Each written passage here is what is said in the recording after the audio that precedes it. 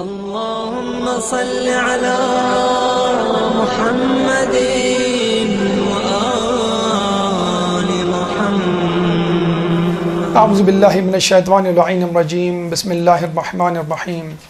رب اشرح لی صدری ویسر لی امری واحلل عقدۃ من لسانی یفقہوا قولی. ان اللہ وملائکتہ یصلون علی النبی یا ایھا الذین آمنوا صلوا علیہ وسلموا تسلیما.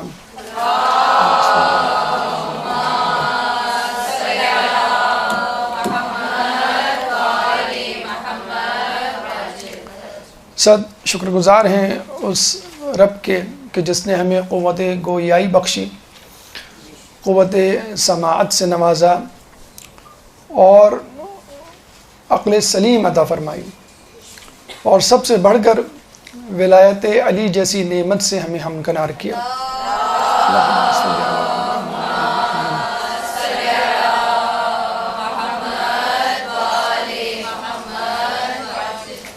ہم اس مکتبہ فکر سے تعلق رکھتے ہیں کہ جو توحید، نبوت اور قیامت کے ساتھ ساتھ ولایت یعنی امامت اور خدا کے عدل کا قائل ہے.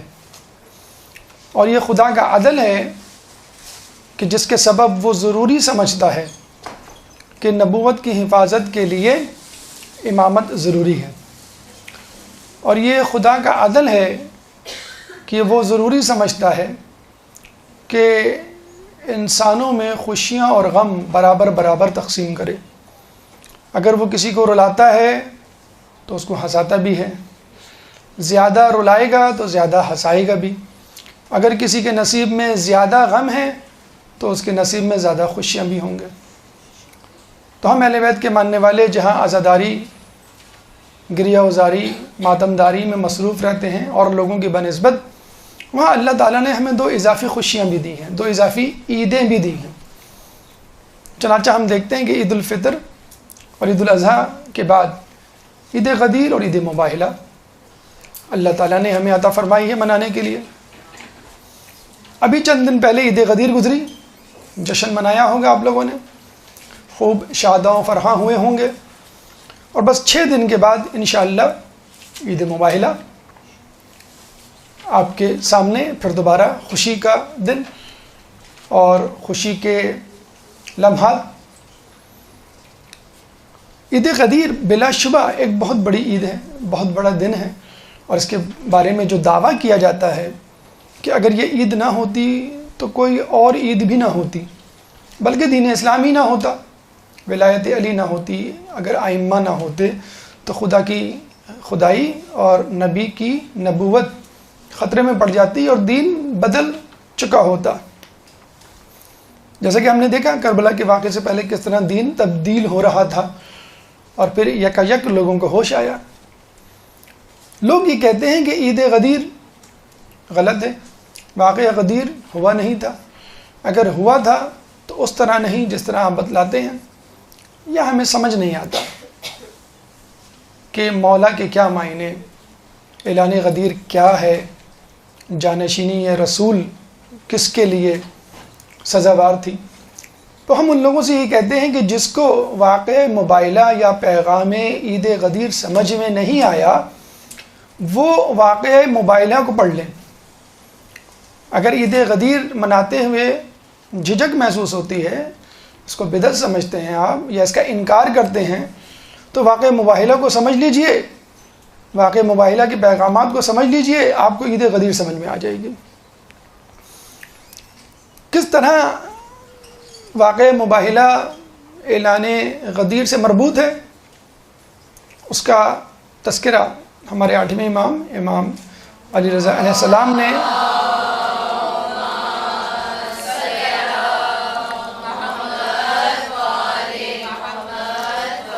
مامون کے دربار میں کیا کہ جب اس نے پوچھا کہ آپ قرآن سے ثابت کر سکتے ہیں کہ رسول اللہ کے بعد سب سے افضل صحابی علی ہیں، تاکہ لوگ بھی تسلیم کر لیں کہ اعلان ولایت علی کو زیب دیتا ہے، جانشینی کا حق علی کے لیے تھا. تو امام نے یہی آیت مباہلہ جو ابھی آپ سنیں گے اور جس کی بازگشت اور گونج آپ کے ذہنوں میں گونجے گی کہ فمن حاجک فیہ من بعد ما جاءک من العلم فقل تعالوا ندعو ابناءنا وابناءکم ونساءنا ونساءکم وانفسنا وانفسکم ثم نبتہل فنجعل لعنۃ اللہ علی الکاذبین. اور امام نے یہ کہا اس میں جو انفسنا ہے، آیت مبارکہ آپ کو یاد ہوگی، اس میں جو انفسنا ہے اس میں علی مصداق ہیں.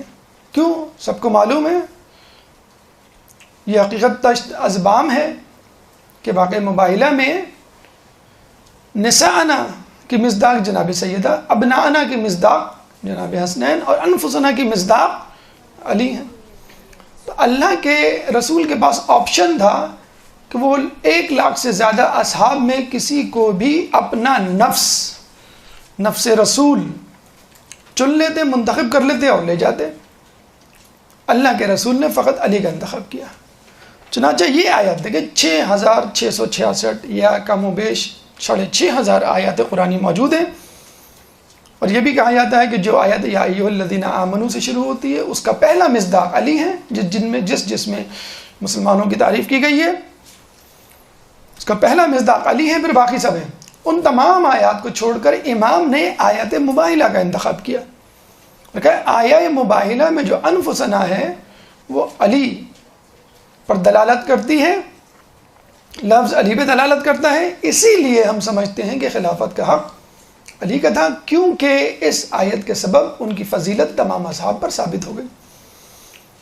اعلان غدیر اور عید غدیر یا عید غدیر اور عید مباہلہ میں کیا نسبت ہے؟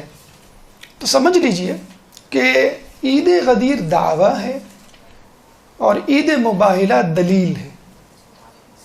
دلیل کے بغیر دعویٰ سمجھ میں نہیں آتا. اعلان غدیر میں، عید غدیر میں اللہ کے رسول نے دعویٰ کیا من کنت مولا ہو فہذا علی مولا، کہ جس کا میں مولا اس کا علی مولا، میرا جانشین علی، میرا وزیر علی، میرے بعد تم لوگوں کا امام علی، تم لوگوں کا رہنما علی. کیوں؟ 6 دن کے بعد عید مباہلہ آئے گی، اس میں انفسنا کی تفسیر تشریح ڈھونڈ لیجئے گا. بس انفسنا کی جو تشریح یا تصدیق کرنے والا ہوگا یا جو شخص اس کا مصداق ہوگا وہی مولا کا بھی مصداق ہے. اور وجہ علی کو مولا کہنے کی کیا ہے؟ یہی ہے کہ علی کو انفسنا کہا گیا، نفس رسول کہا گیا. واقع مباہلہ عید غدیر سے، اعلان غدیر سے پہلے ہوا ہے. یعنی اللہ کے رسول نے اور اللہ تعالیٰ نے تمام لوگوں کو بتلا دیا کہ تم لوگوں میں افضل ترین شخص اور نفس رسول کہلانے والا کون ہے؟ یہ ہے علی میرا ہمزاد. بس اب جب میں اعلان غدیر میں من کنت مولا کہوں اور اشارہ میرا علی کی طرف سے ہو اور میں ہاتھ کھڑا کر کے اسے بلند کروں تو کسی کو یہ اعتراض نہیں ہونا چاہیے ہمیں کیوں نہیں بلایا اسٹیج پر، ہمارا ہاتھ کیوں نہیں بلند کیا. اچھا یہ بھی دیکھ لیجیے کہ یہ ضمیر جمع کی ہے. اگر رسول چاہتے تو 1 سے زیادہ نفس رسول لے جاتے، 1 2 3 4 کو لے جاتے، لیکن رسول نے فقط 1 کو لے جانا مناسب سمجھا. کیوں؟ کہ علی کے سوا کوئی شخص نہیں تھا جو نفس رسول کے معیار پہ پورا اترتا. چنانچہ عید غدیر اعلان ہے، عید مباہلہ اس کی تصدیق ہے. اعلان غدیر دعویٰ ہے، عید مباہلہ اس کے لیے دلیل. عید مباہلہ یا واقع مباہلہ کیا ہے؟ اس کی تفصیلی گفتگو ہم ایک درس میں پچھلے سال کر چکے ہیں. تمام واقعات آپ کے سامنے پیش کیے تھے. مختصراً اس واقعے کو آپ کے سامنے پیش کرتے ہیں. اس کے بعد جو نفس مضمون ہے اس کی طرف ہم جائیں گے کہ واقعہ مباہلہ کے پیغامات. یہ آج ہمارا موضوع ہے آج کی نشست کا کہ واقعہ مباہلہ کے پیغامات. ایک درود پڑھ دیں محمد والے محمد.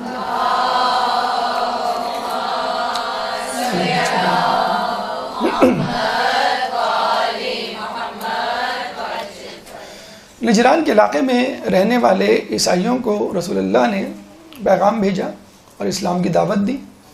نجران اس وقت ایک سینٹر تھا، مرکز تھا، جس طرح آج کل ویٹیکن سٹی عیسائیوں کا مرکز ہے.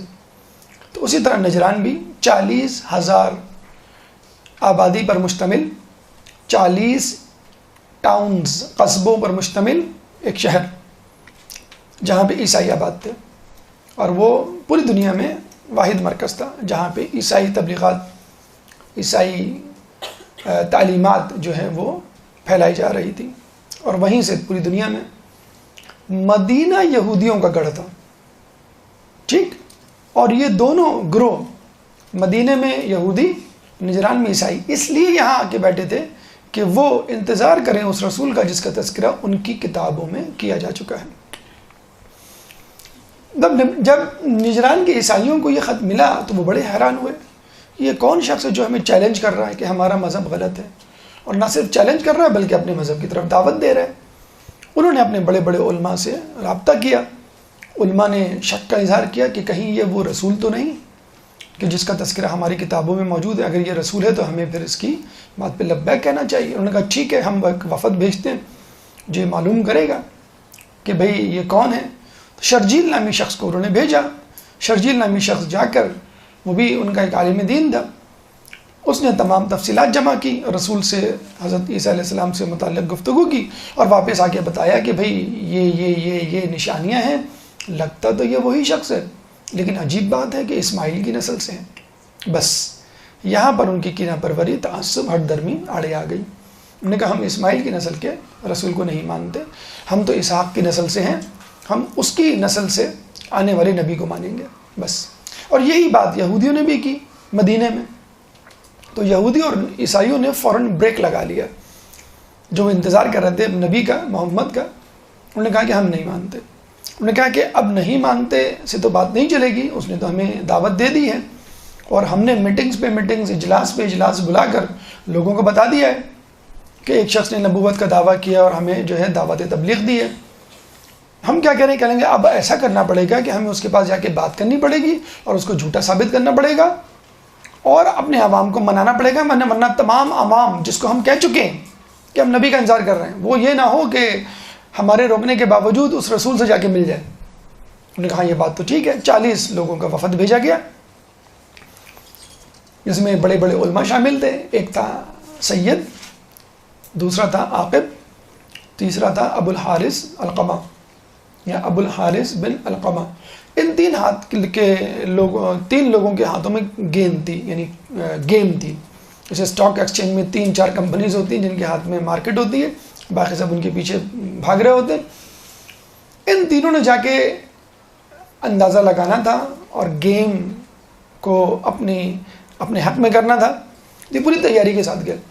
لیکن جب وہاں گئے تو دیکھا کہ یہ تو بڑا برحق مذہب ہے، اور یہ پوری تیاری کے ساتھ، ہوم ورک کے ساتھ رسول بیٹھے ہوئے ہیں، اور بات پہ کہتے ہیں کہ ٹھہرو، انتظار کرو، کل جواب دوں گا۔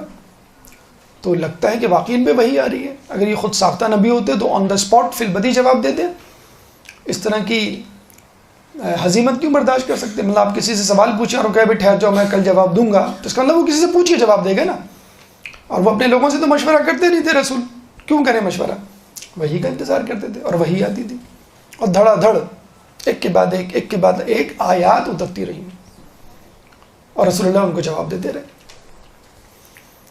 انہوں نے جو سمپل، جو بون آف کنٹینشن تھا، جو ایشو تھا، وہ عیسیٰ علیہ السلام کی الوہیت تھی کہ عیسیٰ علیہ السلام خدا کے بیٹے ہیں، یعنی خدا خود خدا، عیسیٰ علیہ السلام خدا اور جبرائیل خدا۔ تو رسول اللہ نے ان کو جواب دیا کہ بھئی ایک دن ٹھہر کے جب وحی آئی کہ بھئی عیسیٰ کون ہے، ان مثل عیسیٰ عند اللہ کمثل آدم خلقہ من تراب ثم قال کن فیکون، کہ عیسیٰ کی مثال اللہ کے نزدیک آدم کی سی ہے، ہم نے اسے تراب، مٹی سے پیدا کیا اور پھر کہا کن فیکون، وہ ہو گیا۔ الحق من ربک، حق تمہارے رب کی طرف سے، ولا تکن من الممترین، تم شک کرنے والوں میں سے نہ ہو جانا۔ یہ جواب دے دیا، تشفی بخش جواب تھا، بہت ہی کلیئر کٹ جواب تھا، دو ٹوک جواب تھا، اتنی بہترین لاجک نہیں پیش کی جا سکتی تھی۔ اس کے بعد باوجود انہوں نے ہٹ درمی کا اظہار کیا، امیجیٹلی جیسے انہوں نے ہٹ درمی کا اظہار کیا، اللہ نے کہا فمن حاجک فیہ من بعد ما جاءک من کہ اگر یہ کوئی حجت نہیں کریں اس علم کے آنے کے بعد جو ہم نے ان کو پہنچایا ہے من العلم، ٹھیک ہے، پھر ان کو کہو کہ اپنے گھر والوں کو لائیں، ہم اپنے گھر والوں کو، اور پھر ہم ایک دوسرے پہ لعنت کریں اور اللہ کو کہیں کہ نیست و نابود کریں. اس کو ہم کہتے ہیں مباہلہ. تو رسول اللہ اس رنگ کے قرآن کی آیات میں ابناءنا ابناءکم، ہم اپنے بیٹوں کو لائیں، تم اپنے بیٹوں کو. رسول اللہ حسن حسین کو، حسین ان کی گود میں، حسن ان کی انگلی پکڑے چلے آ رہے تھے. ونساءنا ونساءکم، ہم اپنی عورتوں کو، تم اپنی عورتوں کو، بی بی سیدہ ان کے پیچھے. وانفسنا وانفسکم، ہم اپنے نفسوں کو، تم حضرت علی ان کے پیچھے. تو یہی ابو الحارث بن علقمہ موجود تھا، اور یہ تین علماء جب انہوں نے دیکھا تو انہوں نے کہا کہ ہم ایسے چہرے دیکھ رہے ہیں کہ اگر وہ پہاڑ کو اشارہ کریں تو اپنی جگہ سے ہٹ جائیں. تم ان سے مباہلہ نہ کرنا، اگر مباہلہ کیا تو قیامت تک اس روئے زمین پر کوئی عیسائی باقی نہیں بچے گا، ہم سب ہلاک ہو جائیں گے. انہوں نے فوراً سمجھ لیا اور فوراً آ کے کہا کہ بھئی ہمیں مباہلہ نہیں کرنا ہے، اور ہم اس کے بدلے میں 2000 خلعت جوڑے دینے کے لیے تیار ہیں. کئی سو گھوڑے، کئی سو زرہیں، تلواریں، اور ایک مرتبہ نہیں، ہر سال دینے کے لیے ہم تیار ہیں. تو رسول اللہ نے ان سے یہ ڈیل کی اور یہ بات طے ہو گئی. اچھا، یہاں پہ ایک بات جو سنی سنائی ہے، پتہ نہیں اس میں سچ ہے کہ نہیں، ریفرنس اور پڑھی ہوئی بات نہیں، اس لیے ریفرنس کا سوال پیدا نہیں ہوتا، لیکن بہرحال سنی ہوئی بات ہے کہ جب ان سے کہا کہ کبھی کیسے پتہ چلے گا کہ آپ لوگ جو ہے وہ ہارے ہوئے لوگ ہیں، انہوں نے کہا کہ ٹھیک ہے، ہم جو ہے اپنے لباس کو پیچھے سے پھاڑ ڈالتے ہیں، اور جو بھی لباس پہنے گا اپنے پیچھے کے لباس کو کاٹ دے گا یا پھاڑ دے گا، تاکہ پتہ چلے کہ یہ وہ شخص ہے جو ہارا تھا، عیسائیوں میں سے یہ وہ شخص ہے. تو جو انگریزی کوٹ ہوتا ہے وہ پیچھے سے کٹا ہوا ہوتا ہے، پیچھے سے آپ نے دیکھا ہوگا کٹا ہوا ہوتا ہے. اچھا، اصل کوٹ اگر آپ انٹرنیٹ پہ جا کے دیکھیں، انکل سام لکھیں آپ تو کوٹ پیچھے کا جو ہوتا ہے پورشن وہ بہت دم کی طرح بہت لمبا سا ہوتا ہے، اور وہ اوپر تک، نیچے سے اوپر تک کٹا ہوا ہوتا ہے. بہرحال یہ انہوں نے کیا تھا، اور اس کے بعد وہ پھٹا ہوا لباس پہننے لگے تاکہ بتلانے کے لیے کہ ہم ہارے ہوئے لوگ ہیں. پوری عیسائی دنیا میں لوگ پھر اسی طرح کا لباس پہنتے رہے، اور آج مسلمان ان کی تقلید کرتے ہوئے اگر یہ بات سچ ہے تو پھٹا ہوا کٹا ہوا لباس پہن رہے. بہرحال یہ واقعہ مباہلہ تھا. لیکن جیسے کہ آپ کو معلوم ہے کہ انبیاء کے واقعات، آئمہ کی سیرت کے پہلو اس لیے نہیں ہوتے کہ ان کو جو ہے مزے لے کے، چٹخارے لے کے سنا جائے اور اللہ اللہ خیر صلی اللہ کہہ کے نشستن گفتن برخاستن کہہ کے اٹھ جائیے. یہ بچوں کی کوئی لوری تو ہے نہیں جس کو سنتے ہوئے ہم سو جائیں. کہانیاں بچوں کو سنائی جاتی ہیں سلانے کے لیے اور بڑوں کو جگانے کے لیے. لوگ سو رہے ہیں، مریں گے تو جاگیں گے، اس لیے مر جائیے مرنے سے پہلے. کس پر؟ اہل بیت پر. اہل بیت کی محبت میں مر جائیے.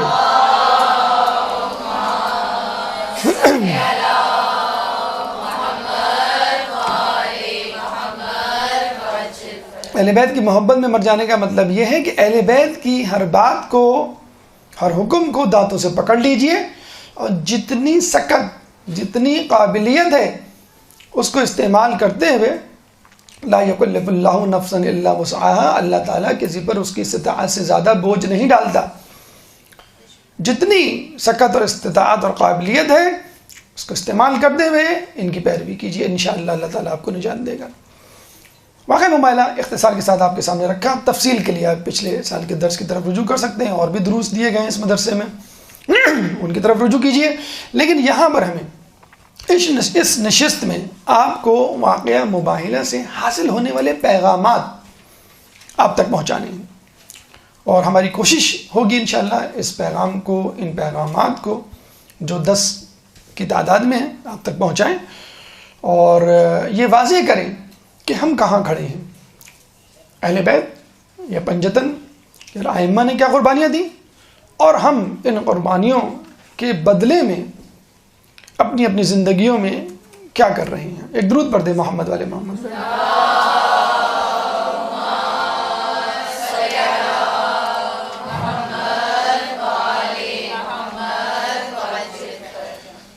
واقع مباہلہ کا پہلا پیغام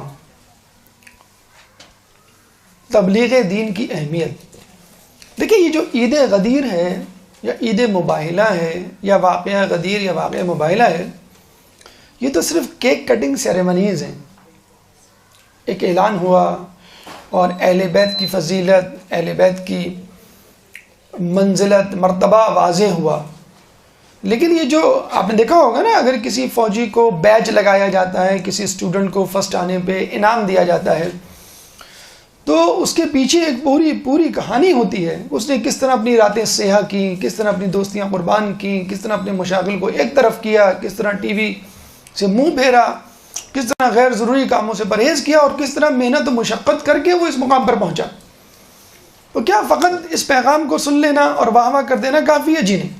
ہمیں دیکھنا ہے کہ اہل بیت نے اس دوران کتنا لمبا، کتنا کٹھن سفر طے کیا اور کن کن مراحل سے گزرے تو یہاں پہنچے. خود رسول اللہ کی زندگی کو دیکھ لیجیے آپ. ایک لمحے چین سے نہیں بیٹھے اعلان غدیر تک، بلکہ اعلان غدیر کے بعد کہا گیا فسبح بحمد ربک واستغفر، بس اب تم اپنے رب کی تسبیح کرو، ابھی بھی فارغ نہ بیٹھو، ابھی بھی تسبیح کرتے ہوئے اس دنیا سے جاؤ. مکے میں تبلیغ کرتے رہے، اوجھڑی ڈالی گئی، تبلیغ کرتے رہے، کچرا ڈالا گیا، بوڑھی کچرا ڈالتی تھی لیکن تبلیغ کرتے رہے. لوگ مذاق اڑاتے تھے اور آپ تبلیغ کرتے رہتے تھے. مکے والوں نے مذاق اڑایا تو مکے سے باہر رستے میں کھڑے ہو جاتے ہیں حج کے قافلے آنے والوں کو تبلیغ کرتے. تو مدینے والوں نے جو مدینے سے آئے تھے حج کرنے کے لیے، اس زمانے میں اپنے اپنے حساب سے، اپنے اپنے مذہب کے اعتبار سے لوگ حج کیا کرتے تھے. 12 لوگوں نے اسلام قبول کیا، پھر 75 لوگوں نے اسلام قبول کیا. پھر کہا کہ آپ مدینے آئیے، مدینے میں آپ کو اچھا رسپانس ملے گا. وہاں کے لوگ تو آپ کے دیوانے ہو چکے ہیں، آپ کی خبریں وہاں پہنچ گئی ہیں.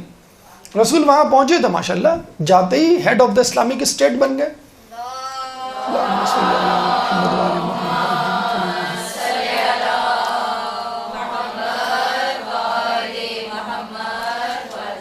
ادھر مکے والوں کو خبر ہوئی، ان کی حضرت میں اضافہ ہوا اور جنگ پہ جنگ، حملے پہ حملے شروع ہو گئے. جنگ بدر، جنگ احد، جنگ خندق، جنگ خیبر. پھر مدینے کے یہودیوں نے سر اٹھانا شروع کر دیا، بھئی یہ تو فری ہو گئے، آتے ہی ہیڈ آف اسٹیٹ بن گئے، اب ہم ان کے زیر نگی ہو گئے، اب یہ جو کہتے ہیں ہمیں سننا پڑے گا. ہم تو مشرکین کو قرضے دیا کرتے تھے بہت، جیسے ایسٹ انڈیا کمپنی تھی برصغیر میں، آ کر چھوٹی سی کمپنی تھی لیکن پورے برصغیر کو غلام بنا لیا تھا.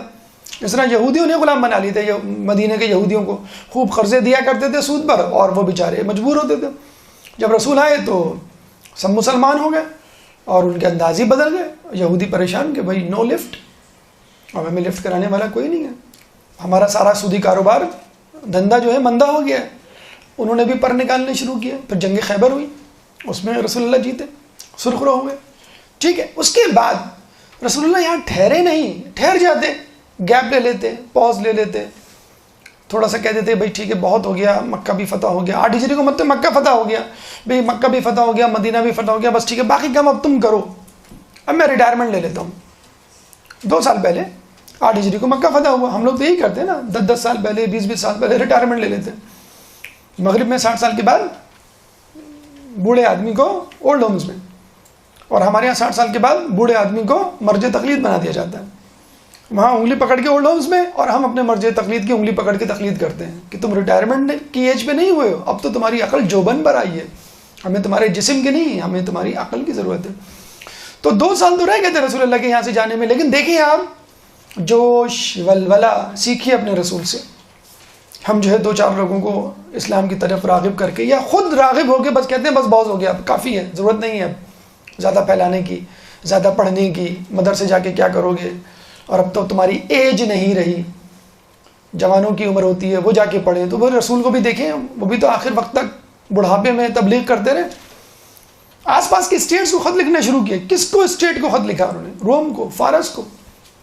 اور رسول اللہ اکثر مکے والے کو کہا کرتے تھے کہ دیکھو میں جو پیغام لایا ہوں اس کو قبول کر لو، اگر کر لو گے تو فارس اور روم کی سلطنتیں تمہارے زیر نگی ہوں گی، تمہارے قدموں میں ہوں گی. تو وہ کیا کرتے تھے؟ کہتے تھے محمد ذرا آہستہ کہو، سن نہ لیں، وہ آئیں گے تو ایسی تیسی کر دیں گے ہماری، خدا را خاموش ہو جاؤ، تم بھی ڈوبو گے ہمیں بھی ڈوبو گے. نعوذ باللہ اس طرح مذاق اڑایا کرتے تھے رسول. دیکھیں رسول اللہ نے کر کے دکھایا. ہر اسلامی سلطنت کو خط لکھنا شروع کیا کہ ان کو معلوم تھا کہ میں حق پر ہوں، اور اسلام ان الباطل کان زہوقا جاء الحق وزہق الباطل، حق آ گیا، باطل مٹ گیا، باطل مٹنے کے لیے. تو نجران والوں کو مطلب بالکل ایسے ہی ہے کہ اس وقت کوئی مسلمان جو ہے ویٹیکن سٹی کے پاپ فرانسس جو ان کا پاپ ہے اس کو خط لکھ دے مسلمان ہو جاؤ یا باراک اوباما کو خط لکھ دے کہ جو ہے حسینیت کے لشکر میں شامل ہو جاؤ، کہیں بھائی کیا کر رہے ہو تم؟ تو رسول اللہ نے خط لکھ دیا ڈو ہیل ود، تم کیا، تمہاری اوقات کیا، تم سب باطل مذہب پر ہو، تم سب کو میرے ذریعے نگی ہونا پڑے گا، میری توحید، میری رسالت، میری شریعت پہ عمل کرنا پڑے گا. رسول رکے نہیں، فتوحات پہ فتوحات. وَرَأَيْتَ النَّاسَ يَدْخُلُونَ فِي دِينِ اللَّهِ أَفْوَاجًا، اور تم جب دیکھو کہ لوگ جوق در جوق اسلام میں داخل ہو رہے ہیں، فَسَبِّحْ بِحَمْدِ رَبِّكَ، بس اب تم تسبیح کرو. میرے رسول وہاں رکا نہیں، اللہ کہہ رہا ہے ماشاءاللہ کیا کہنے ہیں، بس بس بس بہت ہو گیا، بہت ہو گیا، بس بس اب تم جو ہے وہ عبادت کرو. نہیں، رسول تو چاہتے تھے کہ دنیا کا ایک ایک شخص مسلمان ہو جائے، جو میرے سامنے نہیں ہے وہ بھی مسلمان ہو جائے. اب اس میں رسول کی کیا غلطی کہ جو سامنے تھا وہ نہیں مسلمان ہوئے، جو رسول سامنے تھے وہ نہیں مسلمان ہوئے، منافقین کے بھیس میں پڑتے رہے. تو رسول اللہ نے جب نجران کو خط لکھا تو ان کے ہوش اڑ گئے کہ بھئی یہ کون آ گیا ہم کو چیلنج کرنے والا. بتانے کا مقصد یہ ہے کہ تبلیغ دین کے کام سے تھکنا نہیں ہے. آپ کی عمر 50 سال ہو جائے، آپ کی عمر 60 سال ہو جائے، آپ جو ہے لوگ آپ کا مذاق اڑائیں، تھکنا نہیں ہے. آخر وقت تک کہا گیا جان میں جان ہے، لیٹ کے نماز پڑھ سکتے ہو تو لیٹ کے نماز پڑھو، دین پہ تو عمل کرنا ہے جب تک آپ کی روح آپ کے جسم میں موجود ہے. تو یہ ہے رسول اللہ کی تبلیغ. اچھا لوگ کہتے ہیں کہ تبلیغ تو ہم کر لیں، لیکن جب ہم تبلیغ کے لیے ٹائم نکالنا چاہتے ہیں تو ٹائم نہیں نکلتا. رسول اللہ نے شعب ابی طالب میں 3 سال تک جڑی بوٹیاں کھائی تھیں، جڑی بوٹیاں، پتے کھا کے گزارا کیا تھا. بی بی خدیجہ کا انتقال جڑی بوٹی کھانے سے ہوا تھا. ملکۃ العرب تھی، وہ شاہانہ انداز تھا، لذیذ کھانے تھے، نرم بستر تھا، وہ سب قربان کر دیا. شعب ابی طالب کی جڑی بوٹی کھانا شروع کر دیا 3 سال تک. ہم لوگ جو کہتے ہیں نا کہ ہمیں سمجھ میں نہیں آتی بعض اوقات اہل بیت کی باتیں، کیونکہ ہمارا لائف سٹائل وہ نہیں ہے نا. رسول ہر وقت دعوت و تبلیغ میں لگے رہتے تھے، عبادت بھی پوری کرتے تھے، کوئی مستحب بھی نہیں چھوڑتے تھے. ہمارے پاس تو ٹائم ہی نہیں ہوتا. کیوں ٹائم نہیں ہوتا؟ ہم نے اپنا روٹین ایسا بنایا ہوا ہے. ہم کیا شعب ابی طالب کی جڑی بوٹی کھائیں گے؟ ہم تو بیڈ ٹی لینے والے لوگ ہیں، پھر بریک فاسٹ کرنے والے، پھر اسنیکس، پھر لنچ، پھر ہائی ٹی، پھر جو ہے وہ ڈنر، پھر پاپ کارن، پھر چاکلیٹ، پھر پینٹس. ہم کہاں وہ کہاں، تو کوجا میں کوجا. آپ مجھ کو رسول سے ملا رہے ہیں، کیا گستاخی کر رہے ہیں، کیسی جڑی بوٹی. ہم تو مسور کی دال سامنے رکھ دیں تو ہم کہتے ہیں یہ منہ مسور کی دال، ہمیں یہ نہیں کھانی مسور کی دال. تو ہمارا جب لائف اسٹائل رسول جیسا نہیں ہوگا تو رسول اللہ جیسی خصوصیات ہم کیسے اپنے اندر پائیں گے؟ رسول کے پاس بہت ٹائم تھا. کیوں ٹائم تھا؟ اس زمانے میں فیس بک نہیں تھا، اس لیے ٹائم تھا. رسول کے اصحاب کے ساتھ بہت ٹائم تھا. ہمارے پاس کیا روٹینز ہیں ہماری، آپ سنیے ہماری. سب سے پہلے ہم صبح اٹھتے ہیں، کیا چیک کرتے ہیں؟ میسیجز، کس کے میسیجز آئے، ٹھیک ہے. پھر اس کے بعد مس کال، نمبر پہ غور کیا جاتا ہے، آخری نمبر پہ کو نوٹ کیا جاتا ہے، 37 آخر میں ہے، اچھا 45 تھا، یہ پہلے بھی کال، اس کو بھی مس کال دی جاتی ہے. 15 منٹ 20 منٹ اللہ کے بندے تم تلاوت قرآن کر لیتے، جو سورہ یاد ہے، اگر آنکھیں نہیں کھلتی تو آنکھیں بند کیے ہوئے تلاوت کر لیتے. پھر جو ہے وہ ہم ناشتہ کر کے اسکول چلے جاتے ہیں، اور اسکول میں جو ہے جو کل ڈرامہ آیا ہوا ہوتا ہے اس کے بارے میں باتیں ہوتی ہیں، یا T20 میں کس نے کتنے چھکے لگائے اس کی باتیں ہو رہی ہوتی ہیں. اور خواتین جو ہیں وہ مارننگ شوز دیکھ رہی ہوتی ہیں. مرد حضرات جو ہیں وہ آفیسز میں حلال حرام کو ایک کیے ہوئے ہوتے ہیں، یا جی حضوری میں جو ہے اپنا پورا ٹائم گزار رہے ہوتے ہیں. پھر گھر آتے ہیں، کوئی گلی کے نکڑ پہ بیٹھا ہوا ہوتا ہے، کوئی جو ہے پان کی دکان پہ بیٹھا ہوا ہوتا ہے، کوئی چائے کے ہوٹل پہ بیٹھا ہوا ہوتا ہے، اور گھر میں جو ہے وہ خواتین غیبت کی محفلیں سجا کے بیٹھی ہوئی ہوتی ہیں. جو جب ہمارا یہ روٹین ہوگا رسول اللہ کے روٹین سے میچ نہیں کرے گا تو ہم کیسے رسول کی طرح ٹائم نکالیں گے؟ جب ہم 12 بجے 1 بجے 2 بجے سوئیں گے اور پھر کہیں گے اوہ نماز نکل گئی پتہ ہی نہیں چلا، کب سوتے رہ گئے؟ آپ کو جب معلوم ہے کہ میں لیٹ نائٹ سوؤں گا تو میں فجر میں نہیں اٹھوں گا، تو کیوں نہیں آپ جلدی سو جاتے؟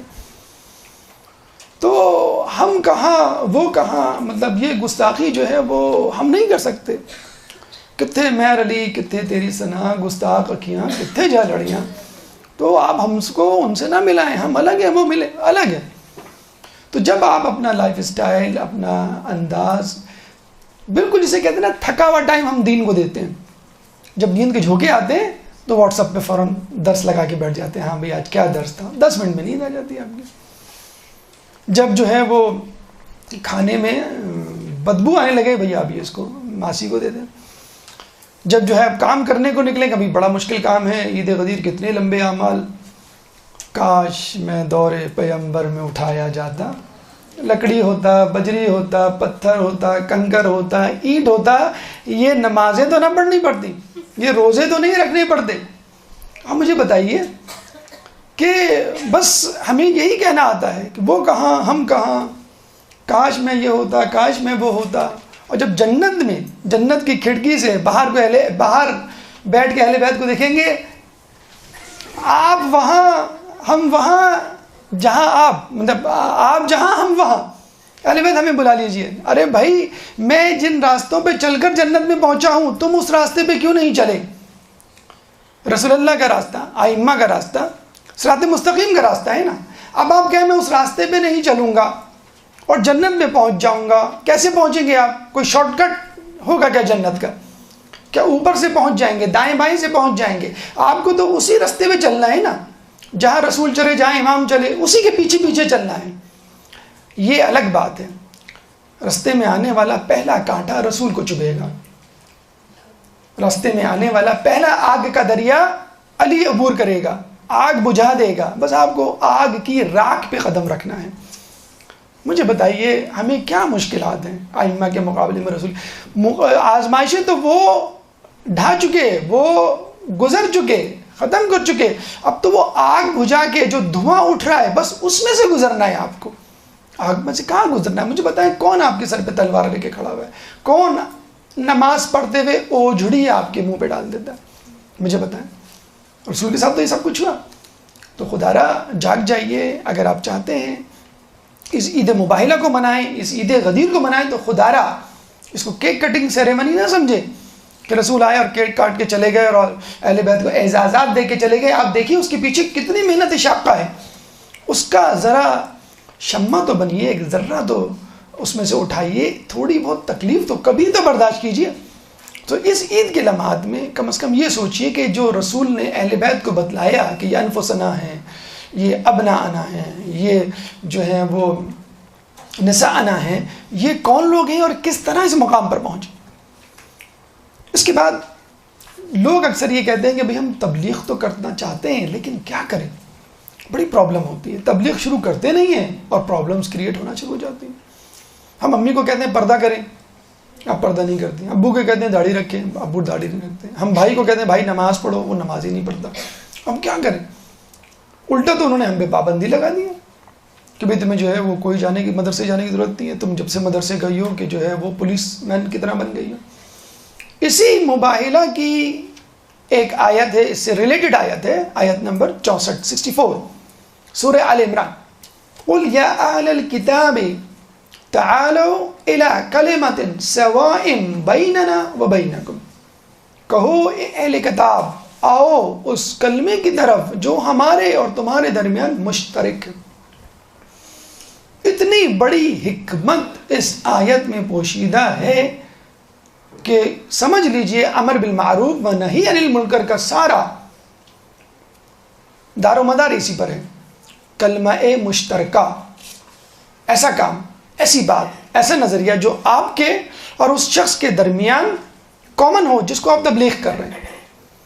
آپ شوہر کو تبلیغ کر رہی ہیں اور اس کو چائے وقت پہ نہیں ملتی، اس کے کپڑے وقت پہ استری نہیں ہوتے، آفس کے لیے آپ اس کو وقت پہ نہیں اٹھاتی، وہ کیسے آپ سے راضی ہوگا؟ اس کے بچوں کی تربیت صحیح نہیں ہو رہی ہے، وہ کیسے آپ کی بات سنے گا؟ بچہ باہر سے کھیلتا ہوا آتا ہے، امی آج آپ کو معلوم ہے آج میں نے جو ہے وہ 4 چھکے لگائے. بیٹا یہ سب باتیں کرنا، جلدی سے جاؤ وضو کرو نماز پڑھو. امی سنیں تو لیں آپ. اور امی جو ہے 4 میں سے 2 چھکوں کی تفصیل سن لیں، اس میں کیا جائے گا، اس کا دل رکھ لیں گے آپ، پھر آپ کہہ دیجیے جاؤ بیٹا نماز پڑھو، اب وقت ہو گیا نماز کا۔ گھر میں آپ کیا آ جاتی ہیں، بھئی آج اتوار ہے، آج مجھے مدرسہ جانا ہے، امی برتن آپ دھو لیے گا، یا آج کا کھانا آپ کے ذمہ، یا آج میرا ٹیسٹ ہے، آج تو نہیں ٹیسٹ ہے میرا تو 1 ہفتے سے ٹیسٹ ہے، میں تو 1 ہفتے سے کام نہیں کر رہی گھر کا، امی 1 ہفتے بعد میرا ٹیسٹ ہے اس لیے میں آج کروں۔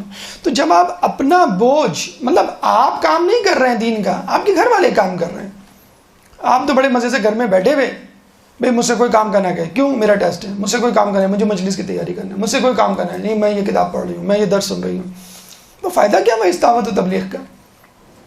ایک شخص بڑی تعریف کی رسول اللہ نے، کیا شخص ہے، کوئی نماز نہیں چھوٹی، کوئی مستحب نہیں چھوٹا، ہر وقت عبادت، تسبیح و تحلیل، کسی چیز کا ہوش نہیں، کوئی کام نہیں کرتا تھا رسول یہ رستے میں، کیوں؟ صرف عبادت۔ رسول نے کہا اس کا کام کون کرتا تھا؟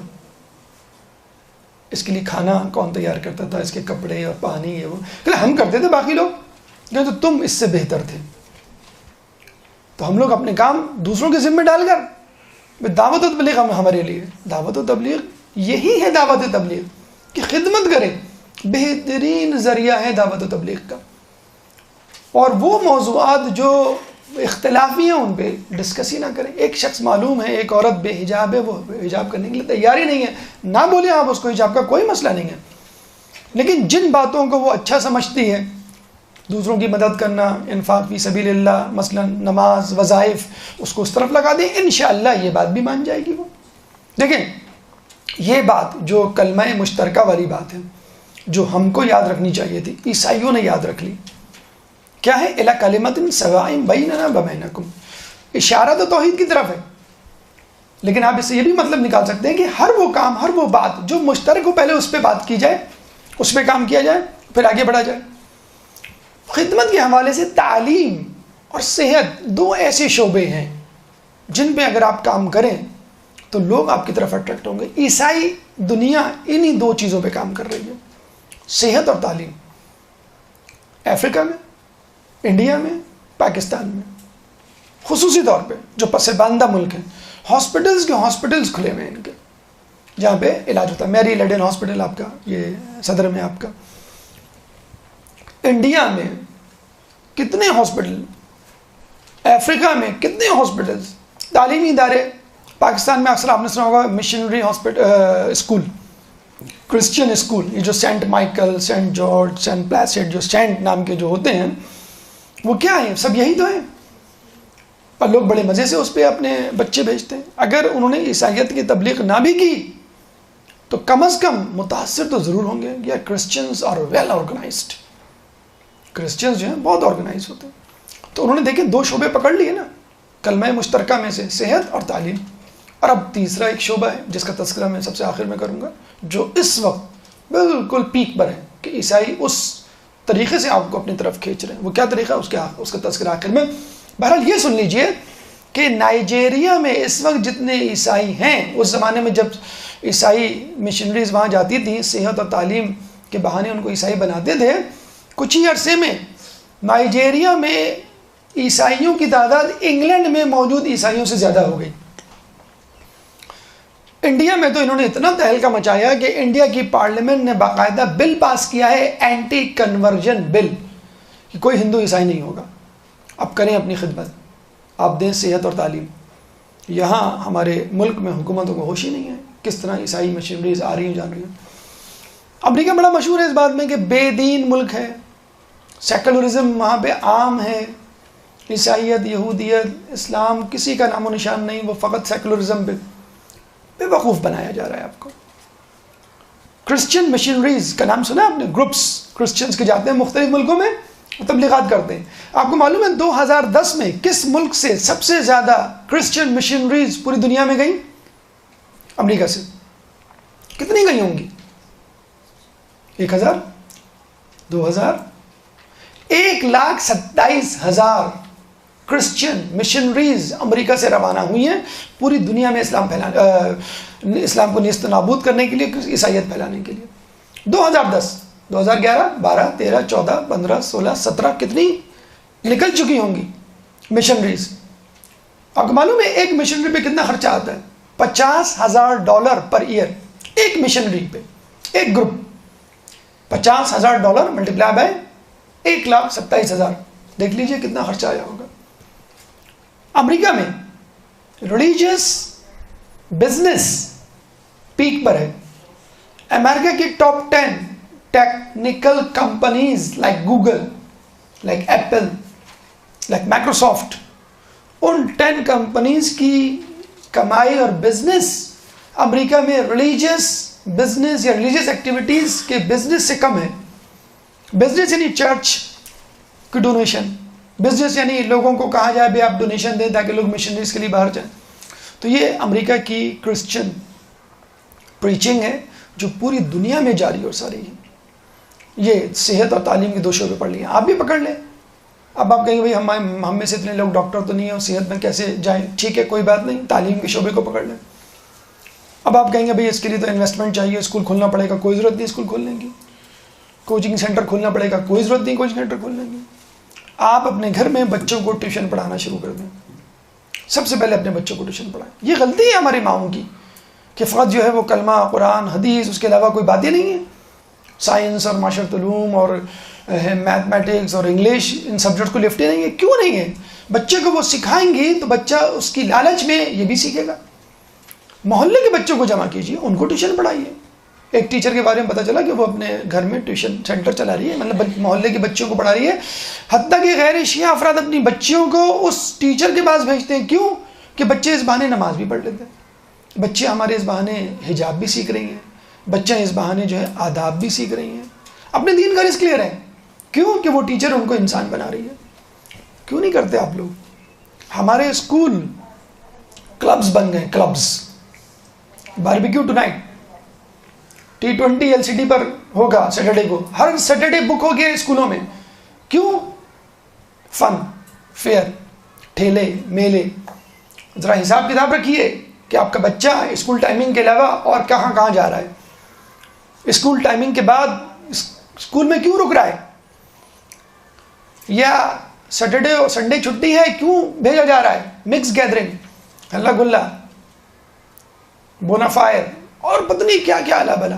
یہ سب وہیں کا اسٹائل ہے. یہ کرسچن مشنریز نے جو اسکولز کھولے ہوئے ہیں ان میں یہ سکھایا جاتا ہے. کرسچن مشنریز پہ ایک آبجیکشن خود کرسچنز نے یہ کیا کہ they are not making Christians, they are making western people, they are doing westernization. Christianization نہیں ہو رہی ہے، ویسٹرنائزیشن ہو رہی ہے. ہمارے اسکولز جو کرسچن مشنری کے اسکولز نہیں بھی ہیں، وہ کرسچن مشنریز کے اسکولز کے کریکولم کو فالو کر رہے ہیں. کتنے اسکولوں میں اسلامیات نکال کر کمپیریٹیو ریلیجن کی سٹڈیز ڈال دی گئی ہیں. ابھی لاہور کے اسکول میں آیا تھا نا کہ اسلامیات کا سبجیکٹ نکال کے کمپیریٹیو اسٹڈیز کی ایک بک ڈال دی گئی جس میں کمپیریزن بتایا گیا مختلف ریلیجن کا. پھر آخر میں لکھ دیا گیا اٹس اپ ٹو یو، آپ جو چاہیں ریلیجن اڈاپٹ کر لیں. تو دیکھا آپ نے کرسچن مشنریز کس طرح صحت اور تعلیم پہ فوکس کر کے کام کر رہے ہیں. آپ بھی تعلیم کے شعبے میں آگے آئیے. خواتین ہونے کے ناطے کلاس 8 تک بچے کو پڑھانا کوئی مشکل کام نہیں ہے. اگر مشکل ہے تو ٹھیک ہے، آپ بھی کلاس 1 سے شروع کیجئے، ایک ایک کلاس خود بھی پڑھیے، بچوں کو بھی پڑھائیے. کیا اتنی بھی آپ کی معلومات نہیں ہے؟ اتنا بھی آپ کا IQ نہیں ہے؟ ٹھیک ہے، 8ویں کلاس کے بعد O لیول یا میٹرک شروع ہو جاتے ہیں، اسپیشلسٹ سبجیکٹس ہوتے ہیں. اپنے ہی دیندار گھرانوں کے لوگوں کو تلاش کیجئے کہ وہ ان کو ٹیوشنز پڑھائیں. تو یہ اسکولز کلچر دے رہے ہیں. یہ اسکول آپ سے آپ کے بچے کو ہائی جیک کر رہے ہیں، آپ کے بچے کو چھین رہے ہیں. جو وہاں پہ فلسفی ہے کہ it's your life, do what you want to do, don't focus on your parents یا فرینڈس، بس جو تمہاری مرضی آئی وہ کرو. وہ بچہ یہاں پہ بھی اب سیکھ رہا ہے کہ میری مس نے کہہ دیا بھائی جو تمہاری مرضی ہے وہ کرو. تو خدا را دین کی اسٹریٹجی کو سمجھیے. دشمن اپنے دین کو جس طرح پھیلا رہا ہے اس کو پہچانیے، اور اس طرح اس کے جواب میں آپ اسی طرح جو ہے اپنے دین کو پھیلانے کی کوشش کیجیے. ایک درود پڑھ دیں محمد والے محمد.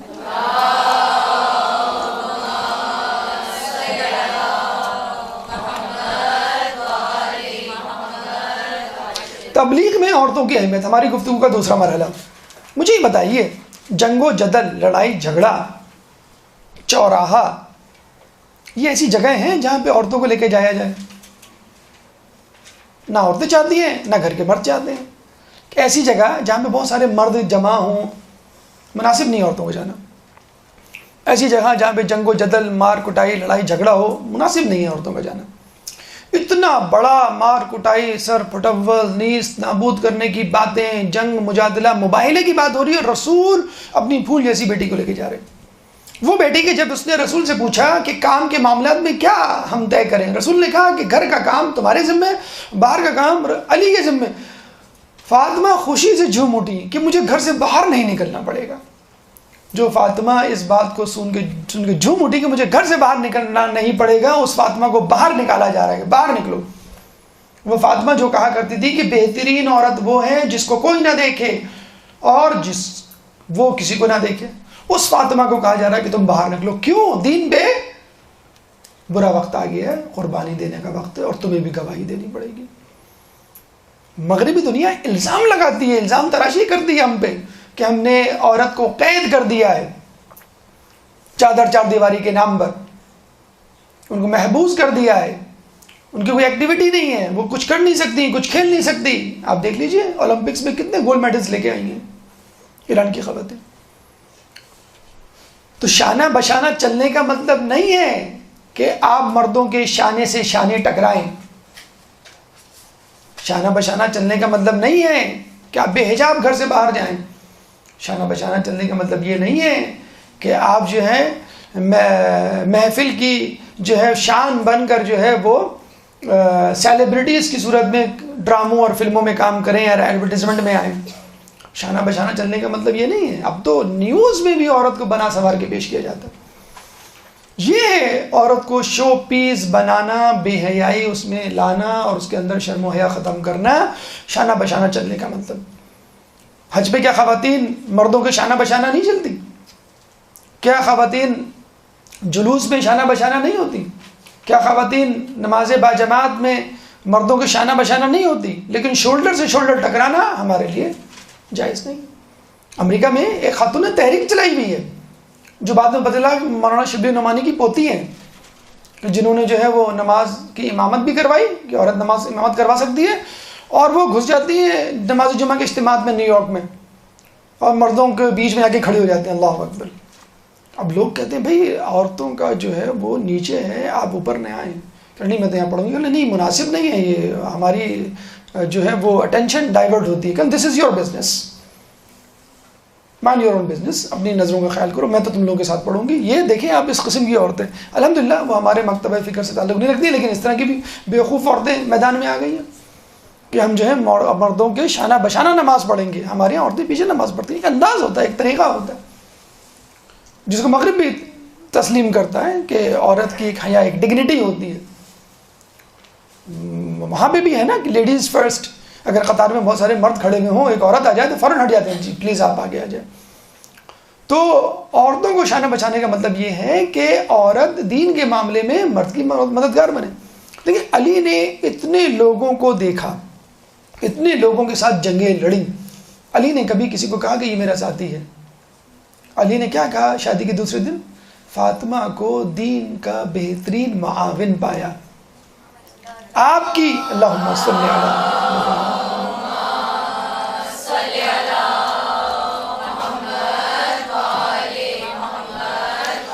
مرد کی بہترین معاون. ابھی ہم نے شریک حیات، فلسفہ شریک حیات اور فلسفہ شادی پہ گفتگو کی تھی کہ مرد کے لیے دین کے حوالے سے بہترین معاون عورت ہو سکتی ہے. رسول اللہ پہ جب وحی آئی تو سب سے پہلے کس کو سنایا؟ بی بی خدیجہ کو سنایا. کسی اور کو؟ علی بھی تو تھے، علی کو جا کے سنا دیتے. بی بی خدیجہ کو سنایا. کیا تسلی دی، کیا خوبصورت الفاظ تھے کہ آپ نے کسی کا برا نہیں چاہا. اللہ کبھی بھی آپ کو تنہا نہیں چھوڑے گا.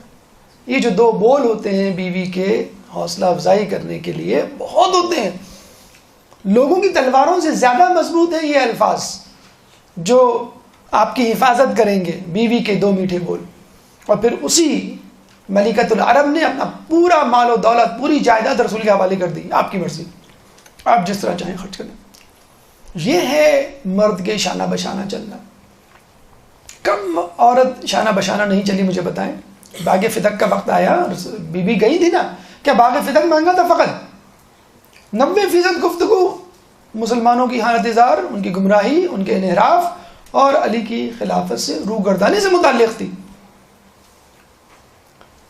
گھر میں بیٹھی رہتی تھی بی بی سیدہ کہ اللہ کے رسول نے مجھے، میرے بابا نے مجھے گھر کا کام دیا ہے. جب جنگ خندق میں پتہ چلا کہ مسلمان بھوکے ہیں، رسول بھوکے ہیں، روٹیاں لے کے پہنچ گئیں. کتنی دور ہے مدینہ، مسجد نبوی اور جنگ خندق، ایک عورت تنہا تنہا وہاں پہنچ جاتی ہے.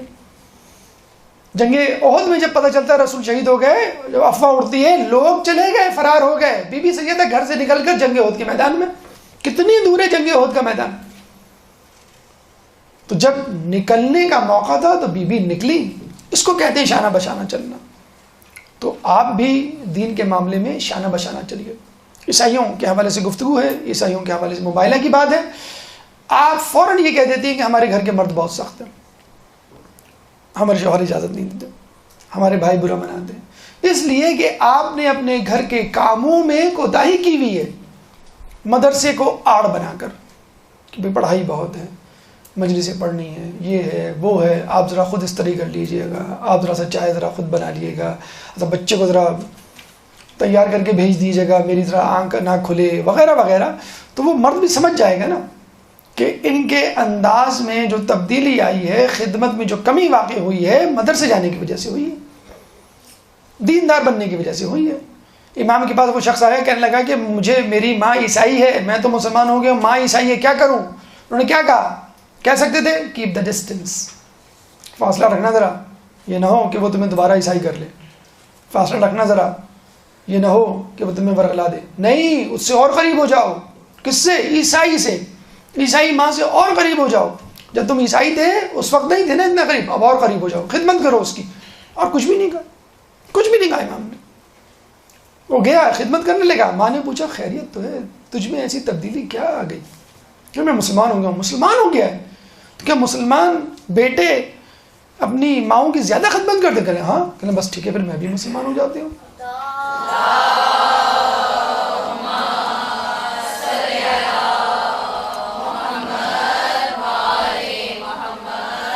چلے چھوڑیں معصومین کو اور بی بی خدیجہ کو، بی بی سیدہ کو اور بی بی زینب کو جنہوں نے کربلا کا پیغام پہنچایا.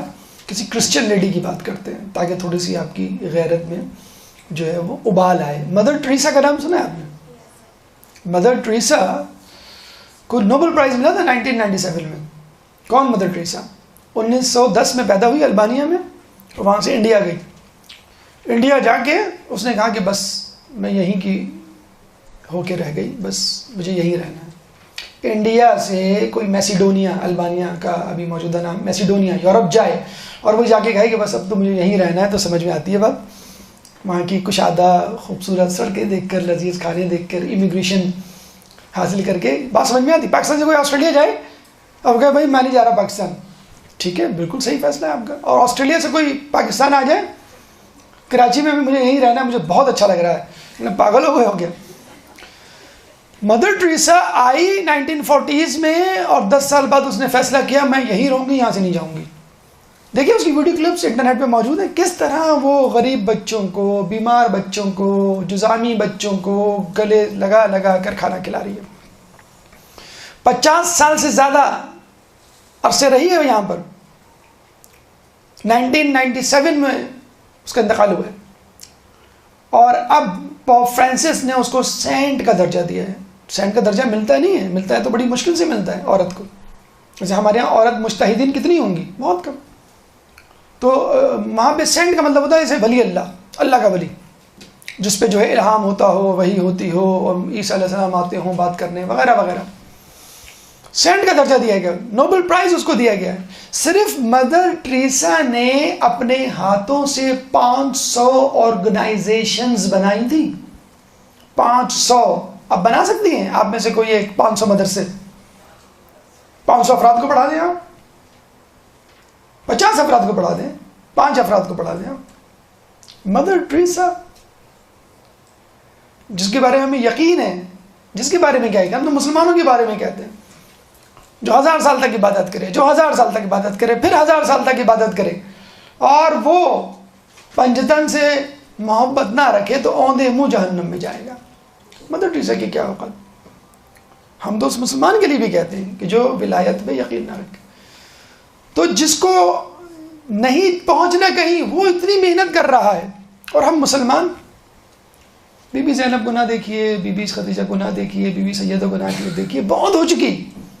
یہ کہہ کر وہ معصوم ہیں، وہ معصومہ ہیں، وہ اہل بیت کے. مدر ٹریسا تو نہیں ہے نا معصوم، وہ تو مسلمان بھی نہیں ہے. اس نے کیسے اپنی زندگی گزار لی.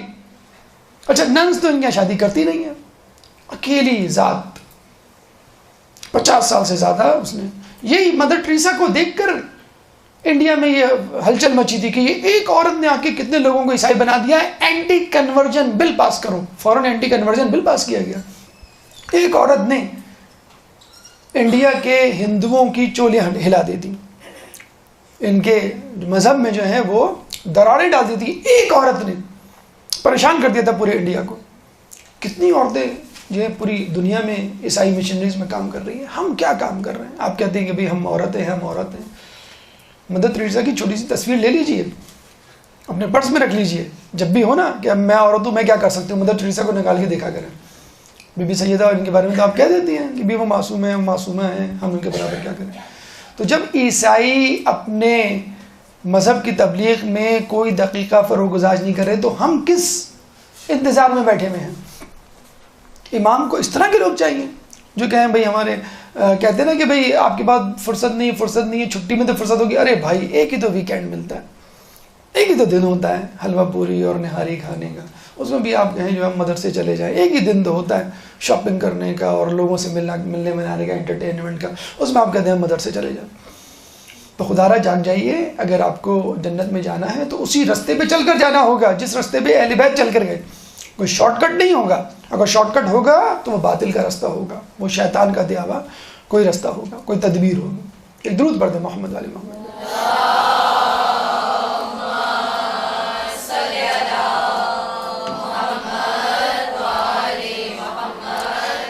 ہماری گفتگو کا تیسرا مرحلہ دلائل کی اہمیت. یہ تیسرا پیغام ہے مباہلہ کا. دیکھیے آج کل مسلمانوں پہ بہت آسانی کے ساتھ ایک لیبل لگا دیا جاتا ہے. کون سا لیبل؟ دہشت گردی کا، تشدد پسندی کا، کہ یہ جو ہے ٹیررسٹ ہیں، یہ جو ہے ایکسٹریمسٹ ہیں.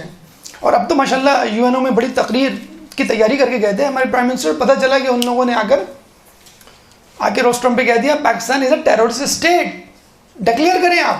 او کیا ہو گیا بھائی؟ لوگ ہم تو بات کرنے آئے تھے اور یہاں پہ ہمیں دہشت گرد ملک قرار دے رہے ہیں. کر لیں جو کرنا ہے. مغرب نے ایسا جھنجھنا، ایسا کھلونا ہمارے ہاتھ میں پکڑایا ہے کہ یقین کریں کہ سمجھ میں نہیں آتا ہے اس مسئلے کو کیسے حل کریں.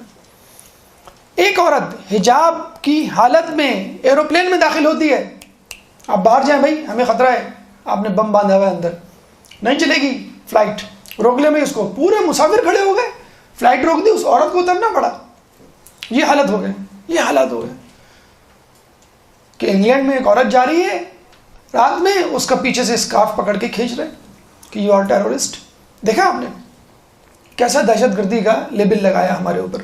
اور ماشاءاللہ ہمارے یہاں سادہ بیوقوف قسم کے مسلمانوں کی بھی کمی نہیں ہے. وہ بھی کہیں ٹھیک ہے تم نے ہمیں برا کہا تو ہم برا بن کے دکھائیں گے، ہم دہشت بڑھ کے دکھائیں گے. اور پھر انہوں نے اپنے کچھ لوگوں کے ساتھ مل کے یہ داعش، آئسس، القاعدہ، طالبان، یہ تمام چیزیں کھڑی کی. اور پھر کہہ رہے ہیں کہ یہ لوگ جو ہیں دہشت گرد ہیں، یہی اصل اسلام ہے. فطرہ نامی ایک مووی بنی تھی پچھلی صدی میں ہالینڈ سے. تو اس شخص نے قرآن کی آیتیں نکال کے کانٹ چھانٹ کر کے پس منظر سے ہٹا کر مووی بنائی تھی کہ اسلام از اے ٹیررسٹ ریلیجن، یہ ٹیررزم پھیلا رہا ہے. اتنی خطرناک مووی کہ وہ امریکہ میں بین ہو گئی. اب بھی یہی ہو رہا ہے کہ مسلمانوں کو دہشت گردی 9/11 کا واقعہ ہو گیا. 9/11 فارنہائٹ بنائی گئی، بتایا گیا کہ بھئی یہ واقعہ جو ہے مشکوک ہے، یہ سارے یہودی اس دن غائب تھے اس بلڈنگ سے، اس پہ یقین نہ کریں. لیکن اس کے باوجود کہ مسلمان جو ہے وہ دہشت گرد ہیں. اچھا اس وقت کوئی عیسائی، اب عیسائی کی تبلیغ کریں، پوری دنیا میں مسلمانوں سے بھی زیادہ عیسائی ہیں نا، تو وہ اگر آپ کو سورہ آل عمران کی آیت نمبر 61 نکال کے دکھا دے، آپ کے پاس کیا جواب ہوگا؟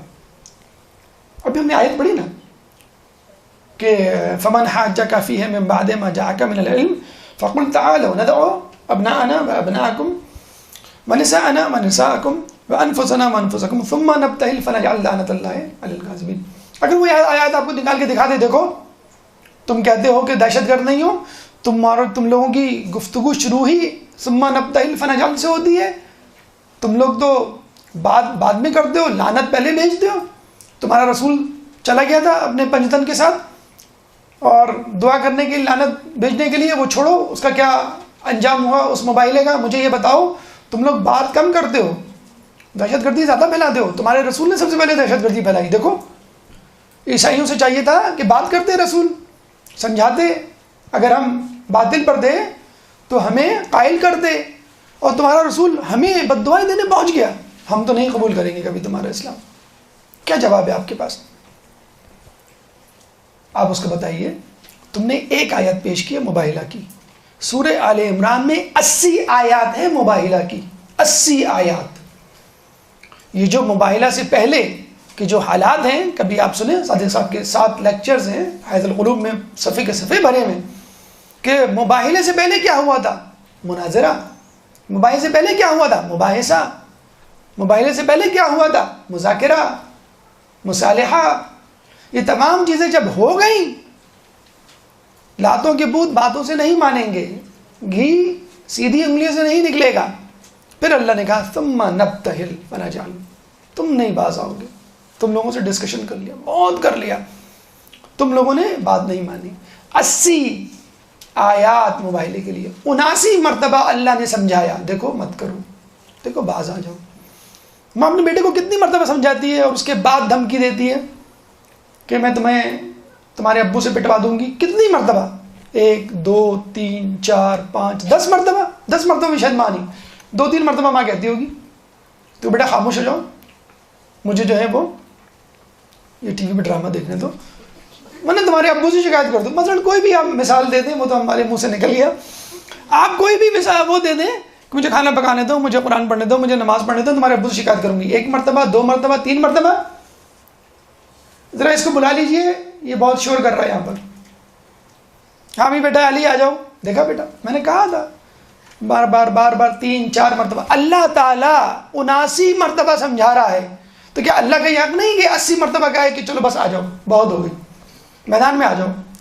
اگر تم کو بہت زیادہ زعم ہے نا کہ تم سچے ہو تو دیکھ لیتے کس پہ لعنت پڑے گی. عیسائی اگر کوئی یہ کہے کہ تم جنگ و جدل والے ہو اور تمہاری گفتگو جو ہے لعنت ملامت سے شروع ہوتی ہے، جی نہیں، ہماری گفتگو لعنت ملامت پہ ختم ہوتی ہے. 80ویں آیت آئی تو ہم نے کہا لعنت اللہ علی الکاذبین، لعنت ہو جھوٹوں پر. اس سے پہلے ہم نے پیار محبت سے سمجھایا انہیں عیسائیوں کو. یہودی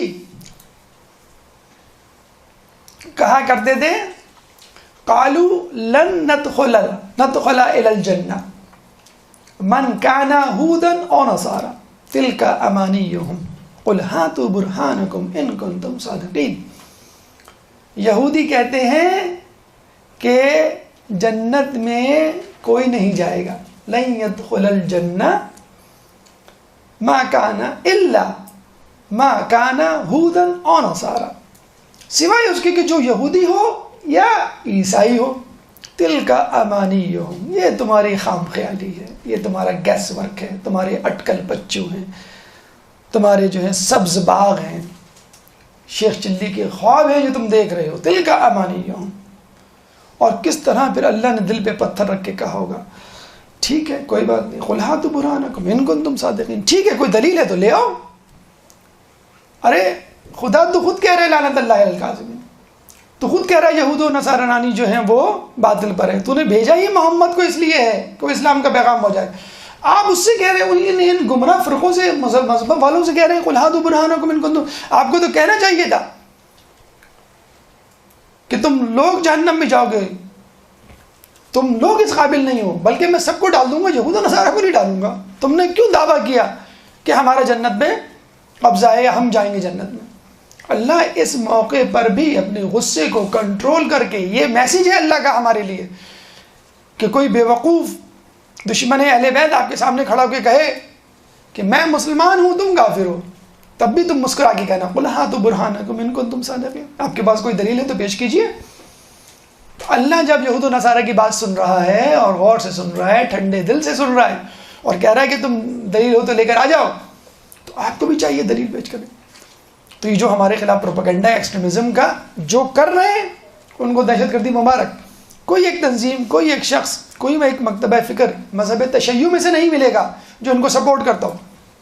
کوئی ایک شخص نہیں ملے گا تو دہشت گردی کے واقعات میں جو پکڑا گیا ہو. باقاعدہ امریکہ میں بل پاس ہوا ہے کہ جن کے رشتہ دار ہلاک ہوئے 9/11 میں وہ سعودی گورنمنٹ کے خلاف کیس کر سکتے ہیں اور ان سے قصاص بلڈ منی لے سکتے ہیں.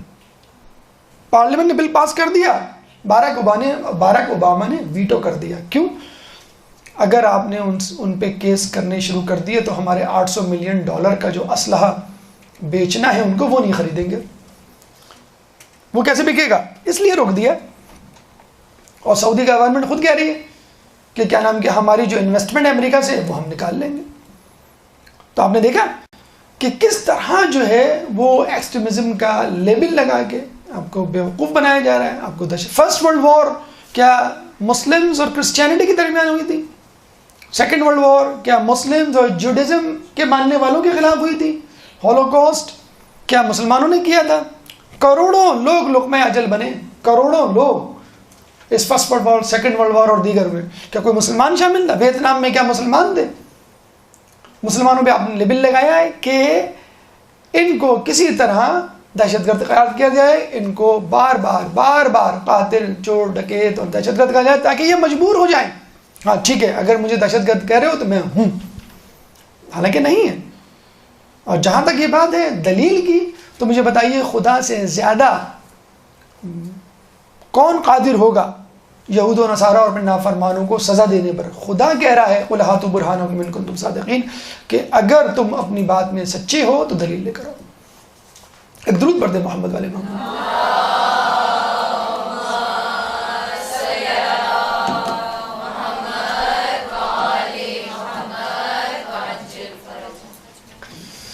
اچھا، دلائل کی اہمیت ہو گئی. اب آ جائے توحید کی اہمیت، ہماری گفتگو کا چوتھا مرحلہ. دیکھیں اصل جو بون آف کنٹینشن تھی، جو ایشو تھا، جو کور پرابلم تھا وہ توحید کا تھا. آپ نے سنا ہوگا کہ وہ کہتے تھے عیسیٰ علیہ السلام کا کوئی باپ نہیں تھا. اب یا تو دو باتیں ہیں، یا تو ولد الزنا مان لیں ان کو نعوذ باللہ، یا پھر خدا کا بیٹا. اول الذکر قابل قبول نہیں، وہ بہت پائس تھی، معصومہ تھی بی بی مریم، تو یہ اللہ کے بیٹے ہوئے. بہت کلیئر کٹ جواب تھا اس کا، رسول اللہ دے سکتے تھے. رسول اللہ نے کہا کہ میں کل جواب دوں گا. یہ بھی ہمارے لیے ایک میسیج ہے. اگر بات معلوم نہ ہو یا بہت اہم بات ہو اور آپ کو خطرہ ہو کہ میں بات اگر غلطی ہو گئی تو بہت بڑا مسئلہ ہو سکتا ہے حلال حرام کا، تو آپ خاموش ہو جائیے، میں پوچھ کے بتاؤں گا. اگلے دن رسول اللہ کے پاس وحی آئی، رسول اللہ واپس آئے. اِنَّا مَثَلَ عِيسَىٰ عِنْدَ اللَّهِ كَمَثَلِ آدَمَ، سورہ آل عمران آیت نمبر 59.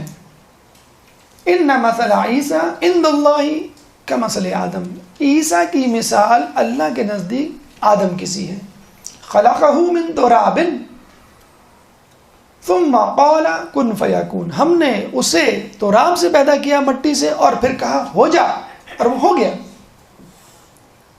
الحق کو، اب یہ 60ویں آیت، 60th آیت، الحق من ربک، حق تمہارے رب کی طرف سے. کس کی طرف اشارہ کر رہا ہے اللہ؟ یہودیوں کی طرف، عیسائیوں کی طرف، مشرکوں کی طرف؟ جی نہیں، رسول کی طرف. سنیے جملہ کیا کہہ رہا ہے اللہ، بڑے سخت جملے اللہ نے 2-3 موقعوں پہ کہیں. اس بار لم تفعل فما بلغت رسالتہ، وہ والا جملہ کہا تھا فاستقم کما امرت، استقامت کا مظاہرہ کرو جیسا کہ کہا گیا ہے. یہ بھی بڑا ایک سخت جملہ تھا سورہ ہود کا. رسول نے کہا تھا سورہ ہود نے مجھے بوڑھا کر دیا. یہ بھی ایک بڑا سخت جملہ، الحق من ربک، حق تمہارے رب کی طرف سے. فلا تکم من الممترین، اور تم شک کرنے والوں میں سے نہ ہو جا. اے اللہ تو کس کو کہہ رہا ہے شک کرنے کا؟ رسول کو جو رحمت للعالمین ہے، جس نے تجھ سے دو بدو بات کی، جنت دوزخ کو اپنی آنکھوں سے دیکھا، جس پہ جبرائیل اترتے ہیں، تو ان کو کہہ رہا ہے کہ تم شک مت کرنا. بتانے کے لیے کہ اتنی ازہر من الشمس بات ہے کہ تم بھی ہوشیار رہنا اس بات میں. تو اگر تم نہیں شک کرنا تو اور لوگوں کو تو بدرجہ اولا شک نہیں کرنا چاہیے. فلا تکم من الممترین، اور تم شک کرنے والے میں سے نہیں ہو جانا. اور جب یہ بات کہہ دی پھر کہا فمن حاجک فیہ من بعد من العلم، جو ہے نا من العلم، اس علم کے بعد، اس علم کے آ جانے کے بعد تم سے کٹ حجتی کریں تو کون سا علم؟ یہ والا، ان مثل عیسیٰ عند اللہ کمثل آدم خلقہ من تراب ثم قال کن فیکون. اس علم کے بعد یہ جو آیت ہے، تو اللہ تعالیٰ نے 80 آیت میں ایکسپلین کیا توحید کو، اللہ تعالیٰ نے ایکسپلین کیا دلائل کو. اچھا ابھی جو ہم نے بات کی کہ توحید جو اصل ایشو تھا، تو اس میں سورہ آل عمران کی آیت نمبر 64 میں اس توحید کا تذکرہ اللہ تعالیٰ نے بہت لطیف پیرائی میں اور بہت وضاحت کے ساتھ کیا ہے. اس سے پہلے جو دعوت تبلیغ کے حوالے سے ہم نے آیت پڑھی تھی، آپ کے سامنے کیا پڑھی تھی کہ قل یا اہل الکتاب تعالوا، تعالوا کے بعد ندعو نہیں آیا، ابناءنا نہیں آیا، سختی والا لہجہ نہیں آیا. تعالوا کا مطلب یہ نہیں ہوتا ہے ہر مرتبہ سختی. باپ اپنے بیٹے کو بلاتے ہیں آ جاؤ بیٹا ادھر آ جاؤ، ابو آ گئے بس ڈنڈا لے کے بیٹے، نہیں بیٹا میں آپ کے لیے آئس کریم لے کر آیا ہوں. سو تعالوا الی کلمۃ سواء بینا و بینکم، کہ اہل کتاب آؤ اس کلمے کی طرف جو تمہارے ہمارے درمیان مشترکہ ہے. یہ ہم نے آیت ادھوری چھوڑ دی تھی پہلے، اب اس کو مکمل کرتے ہیں. کون سا کلمہ مشترکہ ہے؟ اللہ نعبد الا اللہ، کہ ہم اللہ کے سوا کسی کی عبادت نہیں کریں گے. ولا نشرک بہ شیئا، اور اس میں کسی کو شریک نہیں ٹھہرائیں گے. ولا یتخذ بعضنا بعضا اربابا من دون اللہ، اور ہم میں سے کوئی اللہ کو چھوڑ کر ایک دوسرے کو خدا نہیں بنائے گا. آپ نے دیکھا اللہ نے توحید کا تذکرہ کس طرح کیا ہے. پہلی مرتبہ کہا ہے اللہ نعبد الا اللہ، کہ ہم اللہ کے سوا کسی کی عبادت نہیں کریں گے. کافی تھا، انف، اچھی طرح ایکسپلین کر دیا اللہ. اب مزید وضاحت کی کیا؟ نہیں، بہت امپورٹنٹ بات ہے. لیٹ می سے اٹ ان انادر وے، ایک اور طریقے سے اس بات کو سن لیں آپ. ولا نشرک بہ شیئا، اور اس میں کسی کو شریک بھی نہیں ٹھہرائیں گے. اچھا دوسری مرتبہ دوسرے انداز سے، ٹھیک ہے کافی ہے؟ نہیں، ایک اور انداز سے مجھے سمجھانے دو. ایک اور قسم کا شرک ہوتا ہے جو لوگ کرتے ہیں اور سمجھتے نہیں ہیں شرک ہے. کون سا شرک ہے؟ ولا یتخذ بعضنا بعضا اربابا من دون اللہ، اور ہم میں سے کوئی ایک دوسرے کو خدا کو چھوڑ کر ایک دوسرے کو خدا نہیں بنائے گا. فَإِن تَوَلُّوا، اور اگر کوئی ایسا کرے، کیونکہ جو لوگ تھے وہاں پہ وہ روگردانی کرتے تھے، تو اگر کوئی کہے فَقُولُوا اشْهَدُوا بِأَنَّا مُسْلِمُونَ، تو ان سے کہنا، گواہ رہنا کہ میں مسلمان ہوں، تمہاری طرح نہیں ہوں. 3 مرتبہ ایکسپلین کرنے کی ضرورت کیا تھی؟ توحید کی حیثیت سے ہم بات کر رہے ہیں کہ آپ نے کہا کہ اللہ کے سوا کسی کی عبادت نہیں کریں گے، آپ نے کہا کہ ہم کسی کو شریک نہیں ٹھہرائیں گے. اب اللہ نے یہ جو بات کی، اس بات کو ایک صحابی نے پکڑ لیا کہ ہم اللہ کے سوا یعنی اللہ کو چھوڑ کر ایک دوسرے کو خدا نہیں بنائیں گے. عدی بن حاتم نام تھا اس کا، وہ پہلے عیسائی تھا پھر مسلمان ہو گیا. رسول اللہ کے پاس کہا جو اربابم ہے وہ کس کی طرف اشارہ ہے؟ رسول نے کہا عیسائی علماء کی طرف. یعنی ہم خدا کو چھوڑ کے ایک دوسرے کو، ہم میں سے بعض کو یعنی عیسائی علماء کو خدا نہیں بنائیں گے. تو ہم نے تو کبھی عیسائی علماء کو خدا نہیں بنایا. ہاں عیسیٰ علیہ السلام کو ہم خدا کہہ جاتے تھے جو کہ غلط تھا، لیکن پھر بھی ہم نے کبھی عیسیٰ علماء کو تو خدا نہیں بنایا. رسول نے کہا کبھی ایسا ہوتا تھا کہ وہ تمہارے لیے کوئی فتویٰ دیتے تھے اور وہ فتویٰ جو ہے انجیل یا بائبل کے خلاف جاتا تھا اپنی کتاب کے. وہ انہوں نے کہا کہ ہاں ایسا تو ہوتا تھا. کہ تمہیں معلوم ہوتا تھا کہ کتاب اللہ کے خلاف بات کر رہے ہیں؟ کہ ہاں ہمیں معلوم ہوتا تھا. کہ پھر بھی تم عمل کرتے تھے؟ کہ ہاں ہم پھر بھی عمل کرتے تھے. تم کو معلوم ہوتا تھا کہ خدا کے خلاف بات کر رہے ہیں، خدا کے برخلاف جا رہے ہیں، پھر بھی کہنا ہاں ہم پھر بھی عمل کرتے تھے. کہ بس یہی ہے خدا کے مقابلے میں ایک دوسرے کو خدا بنانا، انسانوں میں سے خدا بنانا. اب مجھے آپ یہ بتلائیے تھوڑی دیر رک کے، یہ جو فرقے بنتے ہیں وہ کیوں بنتے ہیں؟ کیا یہودیوں میں 71 فرقے جو وجود میں آئے توریت نے بنائے؟ توریت نے کہا کہ 71 طریقے سے عبادت نہیں. کیا عیسائیوں میں جو 72 فرقے بنے وہ انجیل نے بنائے کہ بھئی اس طرح بھی کر لو، اس طرح بھی کر لو، اس طرح بھی کر لو؟ کیا مسلمانوں میں جو 73 فرقے ہیں وہ قرآن نے بنائے؟ قرآن نے تو نہیں بنائے. کس نے بنائے؟ جس نے قرآن کو پڑھ کے سمجھایا ان لوگوں نے بنائے. کیوں؟ کہ انہوں نے غلط سمجھایا، اپنا قیاس کیا. جو تفسیر تھی وہ نہیں بیان کی. مولا علی لائے تھے نا تفسیر لکھ کر قرآن کی, 6 مہینے جو بالکل رو پوچھ رہے تھے, گھر میں تنہا رہے تھے, لے کر آئے تھے, دیکھو میں نے ہر آیت کو اس کی تنزیل, اس کے اشارے, تفصیل کے ساتھ جمع کر لیا ہے. لوگوں نے کہا ہمیں تمہارا قرآن نہیں چاہیے. تو علی نے کہا کہ اب تم اسے کبھی نہیں دیکھ سکو گی. اس کا مطلب یہ نہیں ہے کہ اب کوئی بھی صراط مستقیم پہ نہیں ہوگا. علی نے جگہ صفین پہ کہہ دیا تھا مسلمانوں میں 73 فرقے ہو کے رہیں گے, جس طرح یہودیوں میں 71, عیسائیوں میں 72, اسی طرح مسلمانوں میں 73. بدترین فرقہ وہ ہوگا جو میرا دشمن ہوگا. الٹا کر لیجئے, جو بہترین فرقہ ہوگا وہ علی کا دوست ہوگا.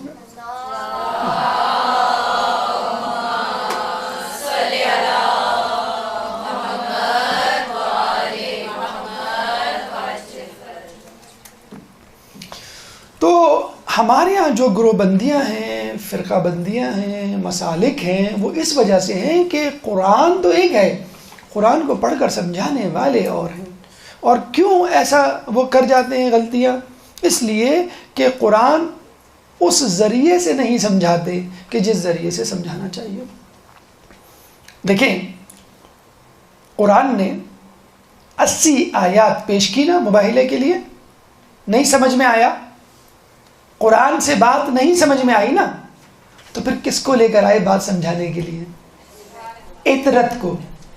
قرآن و اطرت, کہ میں اپنے پیچھے 2 گراں قدر چیزیں چھوڑے جا رہا ہوں, یہ ایک دوسرے سے جدا نہیں ہوں گی جب تک حوض کوثر پر میرے پاس نہ پہنچ جائیں. تو قرآن سے اگر کوئی بات نہ سمجھ میں آئے تو تم اہل بیت سے سمجھ لو. یہ تو بہت دور کی بات ہے کہ اہل بیت کی کوئی بات سمجھ میں نہیں آئے تو نہیں, قرآن کی کوئی بات اہل بیت تمہیں سمجھ میں آئے تو اہل بیت سے سمجھ لو. تو یہاں تو ہم اس بات پر وہ ہیں کہ قرآن افضل کہ اہل بیت افضل. یہاں کہہ رہے ہیں قرآن کافی نہیں تھا تمہارے لیے اہل بیت کافی ہیں, وہ سمجھا دیں گے. اور لوگ کیا کہتے تھے کہ حسبنا کتاب اللہ. ارے کتاب تو عیسائیوں کے لیے کافی نہیں ہوئی, اہل بیت کو لانا پڑا سمجھانے کے لیے. اور یہاں پہ آپ کہہ رہے ہیں حسبنا کتاب اللہ, ہمارے لیے اللہ کی کتاب کافی ہے, ہم جو ہے ہمیں علی کی ولایت اور ائمہ کی امامت نہیں چاہیے. تو یہ گروہ بندیاں اس لیے ہوتی ہیں کہ فاسألوا اہل الذکر, پوچھ لو اہل ذکر سے. اہل ذکر کون ہے؟ نفس رسول ہے. اہل ذکر کون ہے؟ بجتن پاک. ان کی طرف ہم رجوع نہیں کرتے.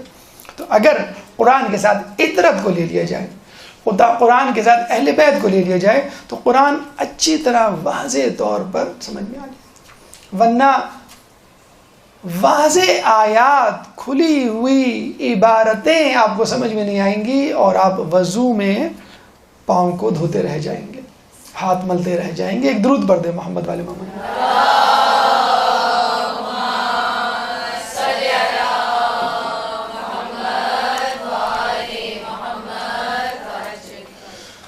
تو ہم نے پہلا پیغام آپ کو پہنچایا علم دین کی اہمیت, دوسرا پیغام آپ کو پہنچایا علم دین میں عورتوں کی, تبلیغ دین میں عورتوں کی اہمیت, تیسرا پیغام آپ کو پہنچایا دلائل کی اہمیت, چوتھا پیغام آپ کو پہنچایا کہ توحید کی اہمیت, پانچواں پیغام ایمان باللہ.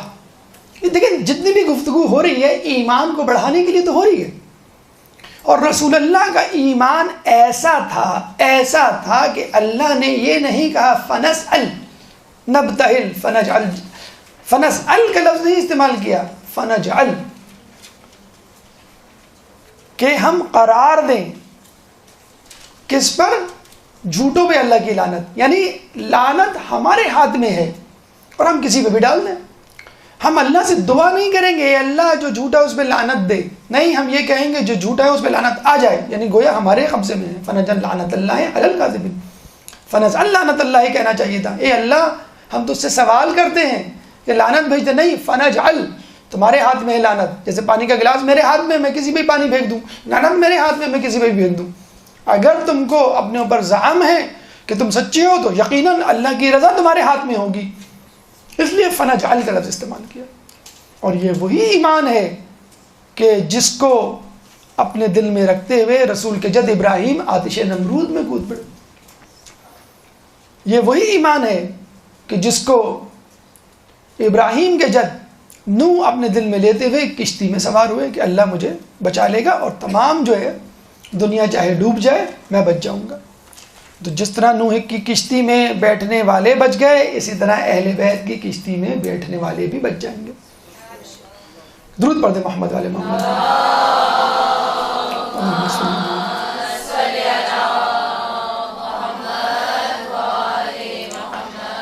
ایمان کے حوالے سے ایک بات اگر برا نہ منائے، اوور کانفیڈنس کا شکار مت ہوئیے گا کبھی. ہم کس کا انتظار کر رہے ہیں؟ امام زمانہ کا. ٹھیک، یاد رکھیے گا اس بات کو. نجران کس کا انتظار کر رہے تھے؟ رسول کا. یہودی مدینے میں آ کے کیوں بیٹھ گئے تھے ڈیرا جما کر؟ کس کا انتظار کر رہے تھے؟ جب رسول آئے تو مانا، تقلید کی، اتباع کی. اس بات کی کیا گارنٹی؟ آپ کیا دودھ میں دھلے ہوئے لوگ ہیں کیا؟ آپ کے کوئی نئی اچھوتی مخلوق ہیں کیا؟ آپ بھی تو انسان ہیں نا. وہ بھی انتظار کر رہے تھے. جب رسول آئے تو انکار کر گئے. تو کیا ہم میں سے ایسے لوگ نہیں ہوں گے کہ امام کے آنے پہ انکار کر دیں؟ جب ہم ابھی تقلید کا انکار کر سکتے ہیں، نائب امام کا انکار کر سکتے ہیں، تو امام کا انکار کرنے میں کیا مسئلہ ہے؟ نائب امام کون ہے؟ مجتہدین ہے نا، مراجع ہے نا. اس کا انکار کر رہے ہیں نا لوگ. باقاعدہ کہا گیا ہے کہ پاکستان میں، کراچی میں ایسی مجالس ہوں گی کہ جن کے لیے کہا گیا ہے کہ کوئی باقاعدہ عالم نہ ہو، ذاکر ہوں، غلو فی الدین کرنے والے ہوں. باقاعدہ انگلینڈ سے M15 جو ان کو فنڈنگ کرے گی. کتنا عام ہے یہ نہ بھی کرے کوئی فنڈنگ، لیکن آپ دیکھ لیجئے کہ ممبر جو ہے، اب ذاکر آ کے ممبر خرید رہا ہے کہ 5 لاکھ دوں گا، یہ ممبر مجھے دے دو. ڈھونڈیے، آپ کے آس پاس مل جائے گا. ایک درود پڑھ دیں محمد علیہ اللہم صلی علی محمد. تو اس ایمان کا صحیح استعمال کیجئے، تجدید ایمان کرتے رہیے، ورنہ یہ ممکن ہے. روایتوں میں آیا ہے کہ جب امام اور سید حسنی کا لشکر آمنے سامنے ہوں گے، سید حسنی امام سے معجزات طلب کریں گے، امام معجزات دکھائیں گے، تو سید حسنی کے ساتھ بہت سارے لشکری منحرف ہو جائیں گے کہ امام نہیں ہے، جادوگر. آپ کو واقعہ سنا ہے نا علی علیہ السلام کے زمانے میں کوفے میں جو 73 لوگ تھے، جب معجزات دکھانے کہا، علی نے کہا کہ تم برداشت نہیں کرو گے، نہیں دکھائیے. 71 لوگ جب واپس آئے، مسجد میں نماز پڑھی، پھر دوبارہ وہی معجزہ. ایک جو تھا وہ بھی صرف ایک باقی رہ گیا. اس بات کی کیا گارنٹی؟ چھٹے امام جعفر صادق علیہ السلام. اللہم صلی علی محمد.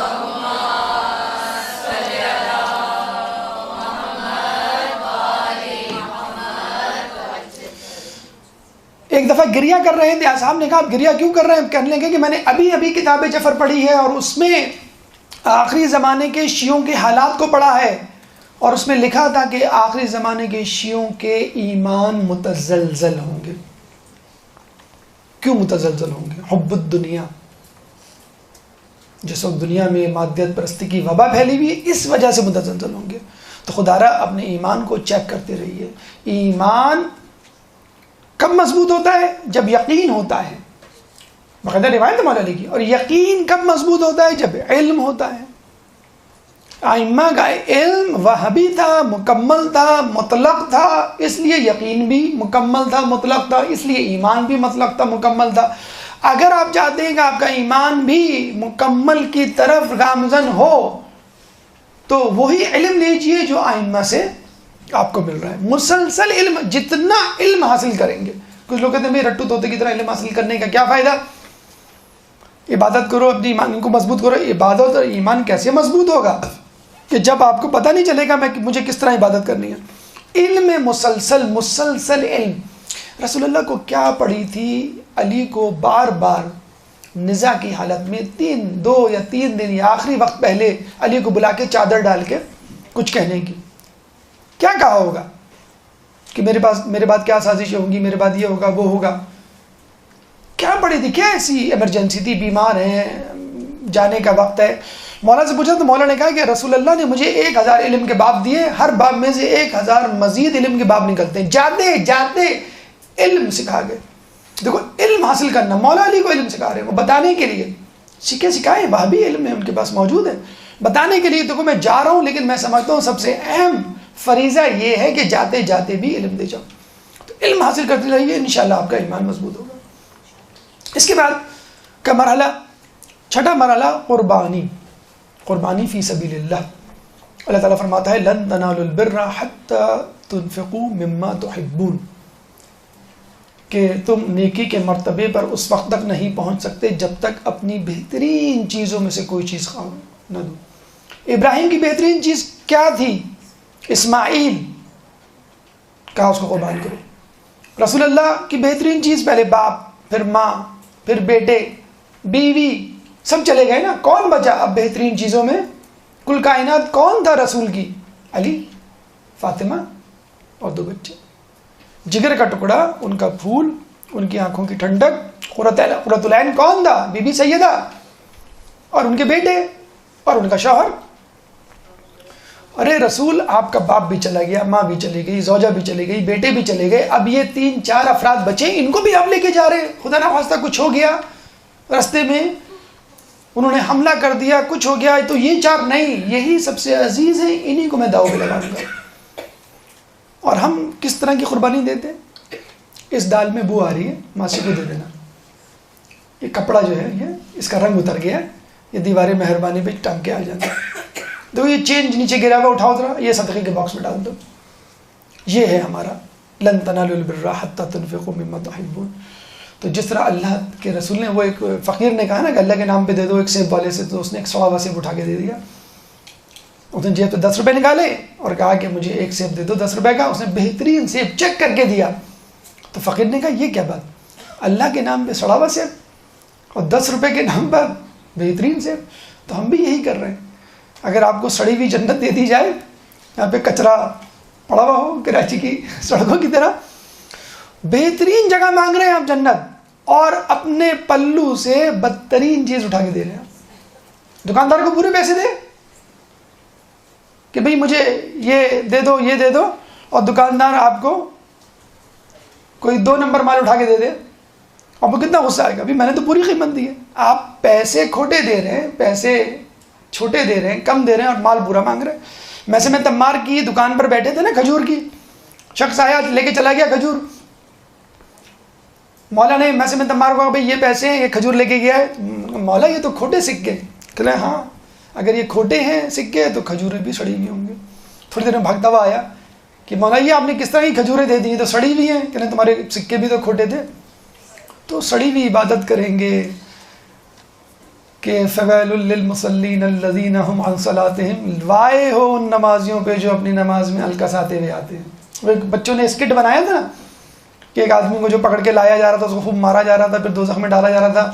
خوب اچھی طرح اس پہ مار کٹائی ہو گئی، اس کی سر پٹول ہو گیا، ناک سے خون نکل گیا، ہڈی پسلی ایک ہو گئی. جب جہنم میں ڈالنے لگے تو اس وقت بھاگتا ہوا ایک شخص نورانی چہرے والے آیا، اس کو چھوڑ دو. کہنے تم کون ہو؟ میں اس کی نماز ہوں. تو فرشتوں تو نے چھوڑ دیا. تو اس نے کہا یار ایک عجیب آدمی ہو تم، اتنا سر پٹول ہو گئی، اتنا خون بہہ گیا اور ہڈی پسلی ایک ہو گئی، اب تم آ رہے ہو اتنی دیر میں، پہلے نہیں آ سکتے تھے جب انہوں نے پکڑا تھا. کہنے لگا تم نماز بھی تو دیر میں پڑھتے تھے، میں وہی تو نماز ہوں جو تم دیر میں پڑھتے تھے. تو تھوڑی بہت کٹائی یا مار پیٹ برداشت کرنی پڑ جائے گی اگر آپ نے اپنی نیکیوں میں جو ہے وہ دیر کر دی، تاخیر کر دی. تو یہ بہرحال پیغام ہے. اس کے بعد ایک درود پڑھ دیں محمد والے محمد.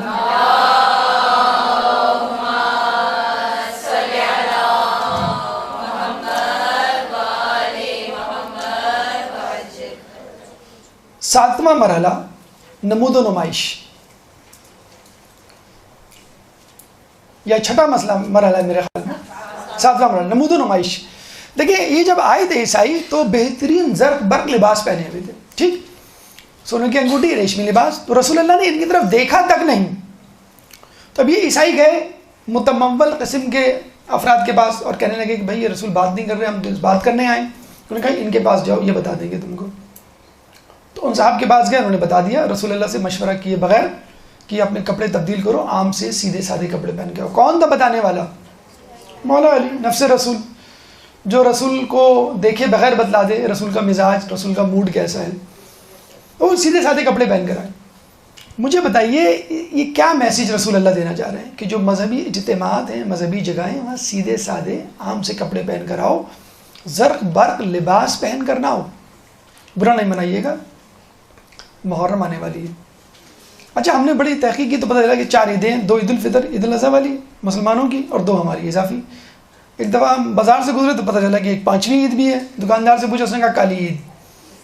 آپ کو معلوم نہیں شیعوں کے یہاں ایک کالی عید بھی ہوتی ہے, آپ 2 اضافی عید نہیں مناتے, 3 اضافی عید مناتے ہیں. انہوں نے کہا کیسے؟ کہنے لگے یہ جوڑے لے کے جائیں گے ابھی آپ, ہر مجلس کا ایک نیا جوڑا ہوگا. مجھے بتلائیے, امام کا قول ہے, ہمارے دوسرے امام کا قول ہے کہ اپنی عورت کو زیادہ جوڑے نہ بنوا کر گھر سے جانے سے روکو.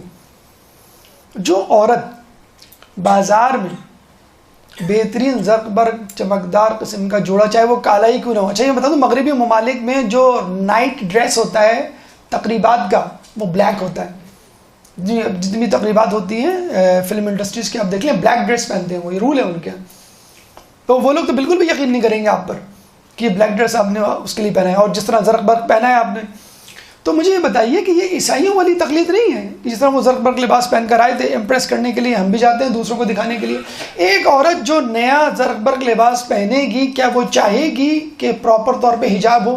اس کو تو حجاب بھی ایسا ہوگا کہ نظر آئے کہ اس نے اندر کیا پہنا ہے. اس کا کوٹ, اسکارف, اس کی چادر, اس کا مکھنا, جو بھی چیز وہ پہنے گی حجاب, وہ کبھی بھی 100% اپنے لباس کو نہیں چھپائے گی. کیوں چھپائے گی؟ وہ اس نے پہنا ہی اس لیے کہ وہ لوگوں کو دکھائے.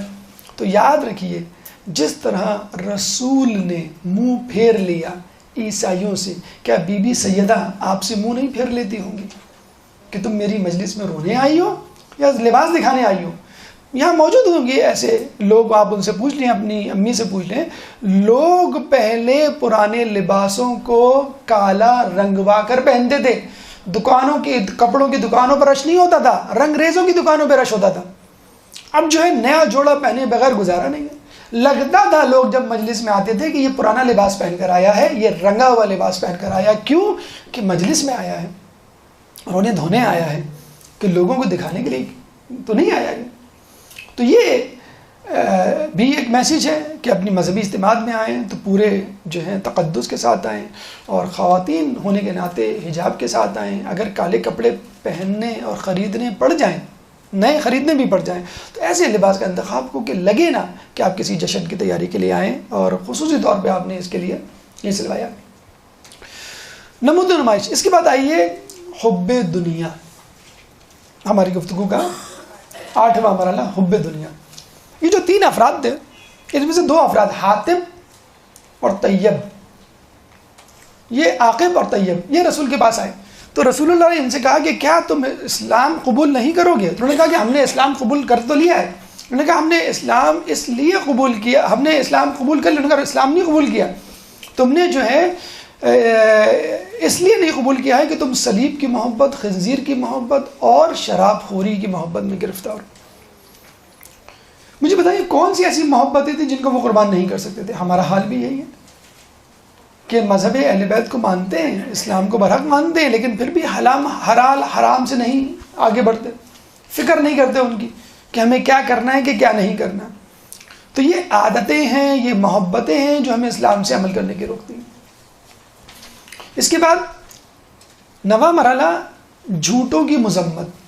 دیکھیں اللہ تعالیٰ یہ بھی کہہ سکتا تھا کہ عیسائیوں پر لعنت, اللہ تعالیٰ جو ہے وہ یہ بھی کہہ سکتا تھا کہ جو ہے گمراہوں پہ لعنت, لیکن اللہ نے کیا کہ کاذبین, جھوٹ بولنے والوں پہ لعنت, کیونکہ وہ جھوٹ بولا کرتے تھے. جھوٹ اتنی برائی ہے, اس کے لیے کاذب کا لفظ استعمال کیا گیا, اور جھوٹ کے لیے باقاعدہ کہا گیا کہ کیونکہ یہ بائبل میں جھوٹ بول رہے ہیں, اللہ کے احکامات میں اس لیے اس قابل ہے کہ ان پر جو ہے وہ لعنت بھیجی جائے. اچھا جھوٹ کی کئی اقسام ہیں. نمبر 1 واقعے کا انکار. مجھے بتائیے جن لوگوں نے غدیر خم کا انکار کیا وہ جھوٹ نہیں بولا, انہوں نے واقعے کا اقرار, لیکن اس میں توجیحات نکال لینا کہ مولا کے یہ معنی, مولا کے یہ وہ معنی, یہ بھی ایک قسم کا جھوٹ ہے. نمبر 3 واقعے کو چھوٹا کر کے بیان کرنا, اس کی حیثیت کو گرا دینا. علامہ شبلی نعمانی نے اپنی کتاب سیرت النبی میں, جس کو صدارتی ایوارڈ دیا گیا, اس میں واقع مباحلہ کو فقط 1.5 صفحے کا لکھا ہے, اور آخر میں حاشیے میں لکھا ہے کہ شاید اس واقعے میں حضرت علی بھی شریک تھے. بتائیں یہ اشتباہ پیدا کرنا, واقعے کو گھٹانا, یہ جھوٹ نہیں ہے کیا؟ ایک قسم کا جھوٹ ہم بھی بولتے ہیں, اور خود ہم عیسائیت میں اس بات کے شریک کار ہیں. عیسائیوں نے پنجتن کو مان لیا تھا کہ یہ وہ شخصیات ہیں, پہاڑ کو حکم دیں تو اپنی جگہ سے ہٹ جائے. ہم نے بھی مانا ہوا ہے, کیوں نہیں مانا ہوا ہے؟ لیکن مجھے بتائیے کردار, رفتار, گفتار, اعمال کے اعتبار سے ہم عیسائیوں کے برابر نہیں. ہمارے یہاں کی بے حجابی، ہمارے یہاں کی فحاشی، ہمارے یہاں بے نمازی لوگ، ہمارے یہاں حرام کھانے والے لوگ، ہمارے یہاں جھوٹ بولنے والے لوگ، اخلاقیات سے گری ہوئی حرکتیں کرنے والے لوگ، اگر دیکھا جائے من حیث المجموعی ہم شاید ان سے بھی پیچھے ہیں، حالانکہ وہ بھی پنجتن کو مانگتے تھے، ہم بھی، تو ہم اور وہ برابر ہیں اس منافقت میں. تو خدا را اس بات سے نکلیے اور خالی خولی ظاہری ایمان سے پرہیز کیجیے، محبت کو ثابت کر کے دکھائیے.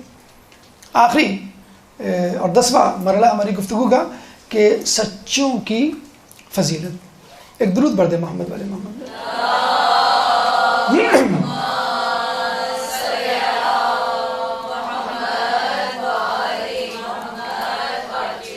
دیکھیے یہ جو آیت ہے، جیسے ہم نے بتایا کہ علی کی فضیلت تمام مصحف پہ ثابت کرتی ہے، واقعی ایک ایسی آیت ہے کہ جو غدیر خم کا ایک وضاحت نامہ ہے.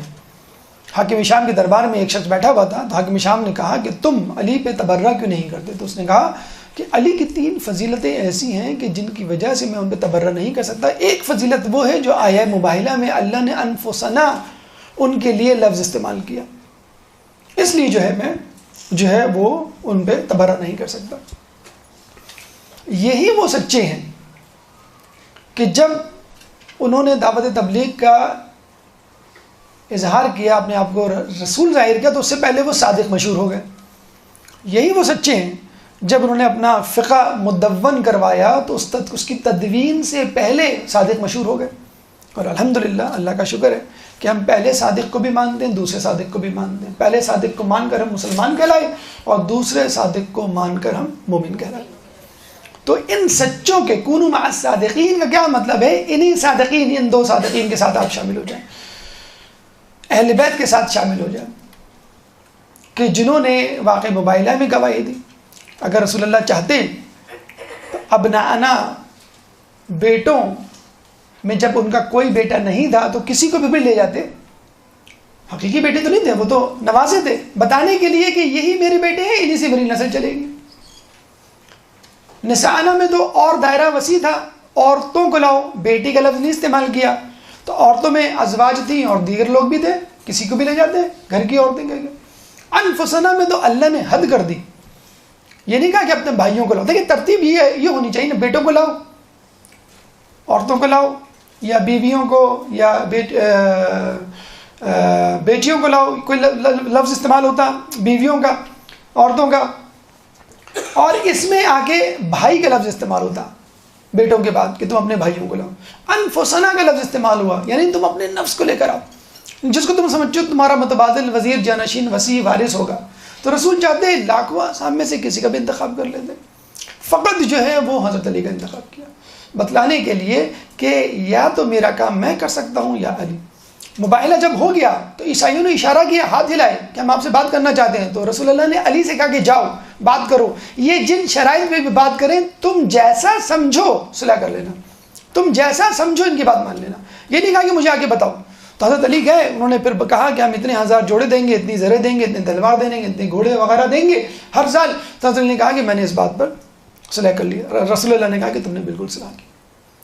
تو یہ ہے علی کی فضیلت، جس کی وجہ سے غدیر خم میں رسول اللہ نے ان کو من کنت مولا ہو فہذا علی مولا کا مصداق قرار دیا. آخر میں کلام آخر کے طور پہ ہم نے جو کہا تھا کہ صحت اور تعلیم کو پکڑا ہوا ہے عیسائی دنیا میں. ایک تیسری چیز کو آج کل پکڑا ہوا ہے، امیگریشن. باقاعدہ مسلمانوں کے لیے خصوصی طور پر امیگریشن کے دروازے کھول دیے گئے ہیں، یورپ، کینیڈا، امریکہ، دوسری جگہوں پر باقاعدہ بڑے بڑے پادری ان کو ریسیو کرتے ہیں اور ان کو جو ہے وہ ویلکم کہہ رہے ہیں. کل کی خبر ہے، اس درس کی تیاری کے بعد ہم نے کلک کر کے دیکھا کوئی کرسچن ورلڈ میں کوئی خبر، تو اتفاق سے کل کی خبر ہے کہ پوپ فرانسس 4 اس وقت جو پوپ ہیں، انہوں نے کہا ہے کہ ہم عنقریب مسلمانوں سے ڈائلاگ کریں گے. ارے بھائی کس بات کا ڈائلاگ؟ مباہلے میں آپ ہار چکے ہیں. وہ ڈائلاگ کریں گے ان لوگوں سے جو مسلمانوں کی حقیقی نمائندے نہیں ہیں، جو دہشت گرد ہیں، جو ایکسٹریمزم کو پروموٹ کر رہے ہیں، ان سے کریں، یا پھر ان لوگوں سے کریں گے جن کا دور دور سے اسلام سے کوئی تعلق نہیں ہے، ملحدوں سے بات کریں گے اور ان کو قائل کریں گے کہ تم جو ہے وہ عیسائیت کے قریب آ جاؤ، یا کم از کم ہمارے خلاف جو جنگ و جہاد ہے وہ چھوڑ دو. دجال جب آئے گا تو روٹیاں دے گا، ایمان خریدے گا. تو فی الحال روٹی کا نام امیگریشن ہے. جو لوگ مغربی ممالک موجود ہیں اگر وہ جا چکے تو کوئی بات نہیں، آپ وہیں پر امام کے لشکر کو ترتیب دیں، کیونکہ امام کی نصرت کے لیے کسی فقط ایک جگہ سے، ایک کونے سے لشکر نہیں آئے گا، دنیا کے کونے کونے سے ان کی مدد کے لیے، ان کی نصرت کے لیے ان کے آوان و انصار آئیں گے. اللہ تعالیٰ سے دعا ہے کہ ہمیں عید مباہلہ اور عید غدیر کا پیغام حاصل کرنے کی توفیق عطا فرما، اہل بیت کی پیروی کرنے کی توفیق عطا فرما، امام کے ظہور میں تعجیل فرما اور ہمیں ان کے انصار و اعوان میں شامل فرما. ربنا تقبل منا انك انت السميع العليم وتب علينا انك انت التواب الرحيم برحمتك يا ارحم الراحمين. يا مولاي